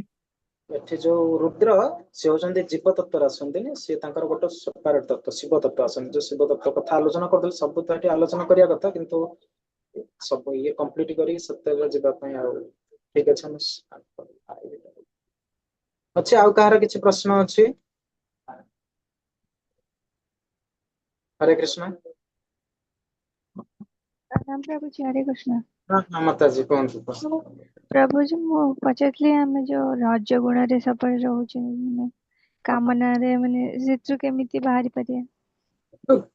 ସେଇଟା ତ ଜିନିଷଟା ସେଇଠି ନା କହିଲି ନା, ଭଗବାନ ବୁଦ୍ଧ ଆମକୁ ସରଳ ଉପାୟ ଦେଇଛନ୍ତି। ଯେହେତୁ ତାଙ୍କର ନାସ୍ତିକତା ପ୍ରଦର୍ଶନ କରିଛନ୍ତି, ସେଥିପାଇଁ ଆମେ ତାଙ୍କୁ ଅନୁସରଣ କରୁନେ। କିନ୍ତୁ ସର୍ଟ ଉପାୟ ହଉଛି କଣ, କାମନାର ବିନାଶରେ ଦୁଃଖର ବିନାଶ ଏବଂ ନିର୍ବାଣ ପ୍ରାପ୍ତି। କେବଳ ଆମେ କଣ କରିବା, ଏଇଥିପାଇଁ କଳି ଯୁଗରେ ଦିଆଯାଇଛି ଯେତେବେଳେ ଆମେ କାମନାରୁ ଦୂରୀଭୂତ ହେବା ପାଇଁ ଆମର ମନକୁ ସଂଯତ କରିବାକୁ ପଡିବ। ସେଇଥିପାଇଁ ଆମକୁ ସତ୍ୱଗୁଣ ଯୋଡ, ତେଣୁ ଆମ ପାଖରେ ତ ସତ୍ୱଗୁଣ ବର୍ତ୍ତମାନ ଦେଖାଯାଏନି, ଦେଖାଗଲେ ବି ଆମେ ସେମିତି ଦେଖିଥିଲେ ନା, ମନ ଆମକୁ ଅବିଚଳିତ ସବୁବେଳେ କରିବ। ସବୁବେଳେ ଆମେ ଏଇ ସତ୍ୱଗୁଣ, ରଜଗୁଣ ଏବଂ ତମ ଗୁଣରେ ବନ୍ଧା ହବା। ତେଣୁ ତା ପାଇଁ ଯୋଉ କଳି ଯୁଗର ଯୋଉ ସାଧନା ଅଛି, କାଲି ସେଇଟା ମୁଁ ଛାଡିଥିଲି ସେଠିକି ନା, ଏଇ ସବୁ ପ୍ରଶ୍ନ କେମିତି ଆମେ ଇଏ କରିବା, କଳି ଯୁଗର ସାଧନା ଅଛି। ସେଟା ହଉଛି ଏଇ ହରିକୃଷ୍ଣ ମହାମନ୍ତ୍ର। ଶେଷ ବେଳକୁ ଟିକେ ଜଷ୍ଟ ଆରମ୍ଭ କରି କହିଥିଲି, କଳି ଯୁଗର ସାଧନା କେବଳ ଆମେ ହରେକୃଷ୍ଣ ମହାମନ୍ତ୍ର କରିବା, ଶ୍ରବଣ ବିଧି ଅବଲମ୍ବନ କରିବା, ଆଉ ଯୋଉ ଅଭ୍ୟାସ ଅଛି, ଯେମିତିକି ଆମେ ଏଠି ସକାଳୁ ବର୍ତ୍ତମାନ 4:30 ସାଢ଼େ 4ଟାରୁ ଉଠିକି ମଙ୍ଗଳ ଆରତି ଜଏନ୍ କରିବା, ଏମିତି ସବୁ ଯେତେବେଳେ ଆମେ ଭଗବାନଙ୍କ ସହିତ ସବୁବେଳେ ସମ୍ବନ୍ଧିତ ହେବାର, ଏଇ ସବୁ ଯୋଉ ଆମର ଅଛି ରଜଗୁଣ ତମଗୁଣ, ଇଏ ଧୀରେ ଧୀରେ ତାର ଏଇ ଯୋଉ ବିକାର ସବୁ କଟିଯିବ। ଆଉ ସତ୍ୱଗୁଣରୁ ଆମକୁ ଆସିଯିବ, ସତ୍ୱଗୁଣରୁ ଆସିଲେ ଧୀରେ ଧୀରେ ଆମେ ପୁଣି ଆସିଯିବା କଣ, ଶୁଦ୍ଧ ସତ୍ୱଗୁଣ। ସତ୍ୱଗୁଣରେ ରହିଲେ ବି ମଣିଷ ମଣିଷ ଭଳିଆ ଗୋଟେ ବଞ୍ଚିପାରିବ, କିନ୍ତୁ ଏଇ ରଜଗୁଣ ତମ ଗୁଣରେ ରହିଲେ, କାଲି ଯେମିତି ଆମେ ଆଲୋଚନା କରୁଥିଲେ କୁକୁର ଶୁକର ଜନ୍ମ, ଇଏ ହଉଛି ସେଇଭଳି ଜନ୍ମ। ତେଣୁ ଆମକୁ ଆଣିବାକୁ ପଡିବ କୋଉ କୋଷ, ଯୋଉ 5ଟି କୋଷ କାଲି ଆମେ ଆଲୋଚନା କରିଥିଲେ, ପ୍ରାଣମୟ କୋଷ, ଅନ୍ନମୟ କୋଷ, ବିଜ୍ଞାନମୟ, ଆନନ୍ଦ, ସେଇ କୋଷରେ ଆମକୁ ଆଲୋଚନା କରିବାକୁ। ସେଇଠିକି ନାହିଁ ଥିଲା ଆମର କଣ, ଯୋଉ ଜ୍ଞାନମୟ କୋଷ, ଏଇ ମନୋମୟ କୋଷ। ସେ ଜ୍ଞାନ ସ୍ତରକୁ ଆମେ ନ ଆସିଲେ ଆମେ ଏଇଭଳି ଭାବରେ ନିଜକୁ, ମଣିଷ ତ ଶରୀର କିନ୍ତୁ ପଶୁ ଭଳି ଆଚରଣ କରିବା। ତେଣୁ ଏଇଟା ହିଁ କେବଳ ଆସିବ କଣ, ଲୋଭ, ମୋହ, ମାୟା। ଏଇ ଯୋଉ ଲୋଭ ଶକ୍ତି ଆମର ଯଦି ବଢିବା, ତେଣୁ ଏଇଟା ହଉଛି ୱାନ୍ସ ଆର୍ ଅନଲିମିଟେଡ୍। ଆମେ ପ୍ରଥମେ ଦେଖିଥିଲେ ଯିଏ ଅଳ୍ପରେ ସୁଖୀ ସିଏ ହଉଛି ସୁଖୀ ବାସ୍ତବରେ। ନହେଲେ ପ୍ରଥମରୁ କୋଉ ଶ୍ଲୋକରେ ଗୋଟେ ଥିଲା, ଆପୂର୍ଯ୍ୟମାଣଂ ଅଚଳଂ ପ୍ରତିଷ୍ଠମ୍। ସେ ସବୁବେଳେ ତ ଚିନ୍ତା କରିବ, ମୁଁ ଆଜି ମୋର ସାଇକେଲ ଟା ହେଇଗଲା, ଯେମିତି ଆମେ ଛୋଟ ସମୟରେ ଥିଲେ ନା, ପିଲାଟା ଗୋଟେ ଚକୋଲେଟ ପାଇଗଲେ ଭାରି ଖୁସି। ତାପରେ ପୁଣି ଚିନ୍ତା କରିବ, ଆଜି ଚକୋଲେଟ ମିଳିଗଲା, କାଲି ଗୋଟେ ମୋ ବାପା ମୋ ପାଇଁ ଗୋଟେ ବହି କିମ୍ବା ହଉଛି ଗୋଟେ ବ୍ୟାଗ ଟା ଆଣିଦେବେ, ତାପରେ ତାର ସାଇକେଲ, ତାପରେ ତାର ପୁଣି ଗୋଟେ ଗାଡି ଦରକାର, ତାପରେ ତାର ଗୋଟେ ସୁନ୍ଦର ସ୍ତ୍ରୀ ଦରକାର, ତାପରେ ଗୋଟେ ଚାକିରି ଦରକାର, ତାପରେ ଚିନ୍ତା କରିବ ରେଳ, ତାପରେ ନହେଲେ କହିବ ମୁଁ ଟ୍ରେନ କିଣିବି, ତାପରେ ପୁଣି ଚିନ୍ତା କରିବ ମୁଁ ଏରୋପ୍ଲେନ କିଣିବି, ତାପରେ ମୁଁ ମଙ୍ଗଳ ଗ୍ରହକୁ ଯିବି। ତେଣୁ ଏଇଭଳି ଭାବରେ ତାର ଅସୀମ ଅନନ୍ତ କାମନା ରହିଛି। ତେଣୁ ସେ ଅସୀମ ଯୋଉ କାମନାଟାକୁ ଯଦି ସେ ନିୟନ୍ତ୍ରଣ କରିଦବ, ସେ ଯଦି ଅଳ୍ପ ସୁଖୀରେ ସୁଖୀ ହେଇଯିବ, ତେଣୁ ସୁଖୀଟା କେତେବେଳେ ହବ ନା, ଯେତେବେଳେ ଭଗବାନଙ୍କ ସହିତ ସମ୍ବନ୍ଧିତ ହେଇଯିବ। ତେଣୁ ସେ ତ୍ରିଗୁଣରୁ ଉଦ୍ଧାର ହେଇଯିବ। ତ୍ରିଗୁଣରୁ ଯେତେବେଳେ ଜଣେ ଉଦ୍ଧାର ହେଇଯିବ, ସେ ଜନ୍ମ ମୃତ୍ୟୁ ଚକ୍ରରେ ରହିବ ନାହିଁ, କି ଏଇ ସବୁ କାମନାରେ ସେ ବଶୀଭୂତ ହବନି। ତେଣୁ ଆମକୁ ଅଧିକରୁ ଅଧିକ ଏଇ ସବୁ ଆମର ମହାମନ୍ତ୍ର ଜପ କରିବାକୁ ପଡିବ, ଆଉ ଶ୍ରବଣ ବିଧି ଆମେ ଏମିତି ଶୁଣିବା, ଏଇଭଳି ଭାବରେ ସବୁ ଅଛି। ଆଉ ଆମେ ତ କରିପାରିବାନି ନା, ଯୋଉ କାଲି କହୁଥିଲି 9ଟି ଅଙ୍ଗ ଅଛି ନା, ଆମେ ସେଇଟା ଅଧିକ କରିପାରିବା, କେବଳ ସାଧୁସଙ୍ଗ କରିପାରିବା। ଆଉ ଯୋଉଟା ଅଛି ନବଧା ଭକ୍ତି, ଆଜ୍ଞା ସେମିତି ଆଜ୍ଞା ପାଇଁ କୌଣସି ପ୍ରକାର ଯୋଗ୍ୟତା ହିଁ ନାହିଁ। ଆମେ ଖାଲି ଏଠି କହୁଛେ କିନ୍ତୁ କରିପାରିବା, କିନ୍ତୁ ଏଇ କେବଳ ଆମେ ଶ୍ରବଣ ବିଧି କରିପାରିବା। ଶ୍ରବଣ ଆଜ୍ଞା କରିବା। ଆଜ୍ଞା ଧନ୍ୟବାଦ ପ୍ରଭୁଜୀ, ହରେ କୃଷ୍ଣ। ଅଛି ଆଉ କାହାର କିଛି ପ୍ରଶ୍ନ? ଯାହା ପ୍ରଶ୍ନ ଅଛି, ଦ୍ୱନ୍ଦ୍ୱ ଯାହାର ଅଛି, ସବୁ କ୍ଲିୟର ହନ୍ତୁ। କ୍ଲିୟର ହେଇଗଲା ପରେ ଆଉ ହଉଛି ଆମେ ଆଗକୁ ଆଉ ଯାହା ଯିବା, ଇଏ ସବୁ କ୍ଲିୟର ହେଇଯିବ, ଆଉ କିଛି ରହିବନି, ଭକ୍ତିମୟରେ ତିଷ୍ଠି ରହିପାରିବ। କିଏ ନାଇଁ, ଏତିକିରେ ଆମେ କ୍ଲାସ ଏଣ୍ଡ କରିବା। ଆଜ୍ଞା ପ୍ରଭୁଜୀ, ଆଉ କ୍ୱେଶ୍ଚିନ୍ ନାହିଁ, ଆପଣ କ୍ଲାସ୍ ଏଣ୍ଡ କରିଦିଅନ୍ତୁ। वंशकल्पतरुभ्यश्च कृपा सिन्धुभ्येव च पतितानां पावनेभ्यो वैष्णवेभ्यो नमो नमः। अनंत कोटि वैष्णव वृंद की जय, श्रील प्रभुपाद की जय, श्रीमद् भगवद गीता की जय। परम ब्रह्म परमेश्वर श्री सच्चिदानंद पुरुष अखिल ब्रह्मांड नायक भगवान श्री कृष्ण चंद्र देव की जय, राधा रानी की जय, तुलसी देवी की जय, भक्ति देवी की जय, और भक्त वृंद की जय। ସମସ୍ତେ ପୁଣି କାଲି ଆମେ ପୁଣି 5ଦଶ ଅଧ୍ୟାୟକୁ ଆସିବା, କିଭଳି हरे ଭାବରେ कृष्ण ଭଗବାନ प्रभु जी। ଆହୁରି ଜ୍ଞାନ ପ୍ରଦାନ କରିବା। ଇଏ ସବୁ ଆମେ ଯାଉଛେ, ଧୀରେ ଧୀରେ ଜ୍ଞାନର ଅଗ୍ରଗତି ଚାଲିଛି। ଏ ଆରମ୍ଭ, ଇଏ ତ ଖାଲି ସ୍ୱରୂପ ଆରମ୍ଭ, ପ୍ରାରମ୍ଭ ହଉଛି। ଆହୁରି କାଲି ହଉଛି ବ୍ରହ୍ମତ୍ବ ଅବସ୍ଥା, ତ ଜଷ୍ଟ ଆମେ ଏଠି ଆରମ୍ଭ କଲେ। ଆଗକୁ ପୁଣି କାଲି ଦେଖିବା କିଭଳି ଭାବରେ କ୍ଷର ଅକ୍ଷର ପୁରୁଷ ପୁରୁଷୋତ୍ତମ ଜଗ ଭଗବାନ ବର୍ତ୍ତମାନ କହିବେ। ଆଜି ଜଷ୍ଟ ଖାଲି ଆରମ୍ଭ ହେଡିଙ୍ଗ କରିଛନ୍ତି, ମୁଁ ହଉଛି ବ୍ରହ୍ମଭୂତ ଅବସ୍ଥାର ସ୍ତର ଏବଂ ମୁଁ ହଉଛି ଆଧାର, କିନ୍ତୁ କାଲି ସମ୍ପୂର୍ଣ୍ଣ କହିଦେବେ ଯେ ଯୋଉ ନିର୍ଗୁଣ ଉପାସନା ଯୋଉମାନେ କରୁଛନ୍ତି, ସେମାନଙ୍କ ପାଇଁ ଗୋଟେ ଶକ୍ତ ଚାପୁଡା କାଲି ହଉଛି ଗୋଟେ ବିଷୟ ସହିତ, ଯେ ଭଗବାନ କହିବେ ମୁଁ ହଉଛି ବାସ୍ତବରେ ପୁରୁଷ। ଆଉ ଯୋଉମାନେ ଚିନ୍ତା କରୁନାହାନ୍ତି ଭଗବାନଙ୍କର ସତ୍ତା ନାହିଁ, ଭଗବାନ ବ୍ରହ୍ମ, ସେଇଟା ହିଁ କାଲି ହଉଛି ଭଗବାନ ସପ୍ତ ଚାତୁରା ସେଇମାନଙ୍କ ଉପରେ ଦେବେ, ଯୋଉ ନିର୍ବିଶେଷବାଦୀ ଅଛନ୍ତି, ନିରାକାରବାଦୀ ଅଛନ୍ତି।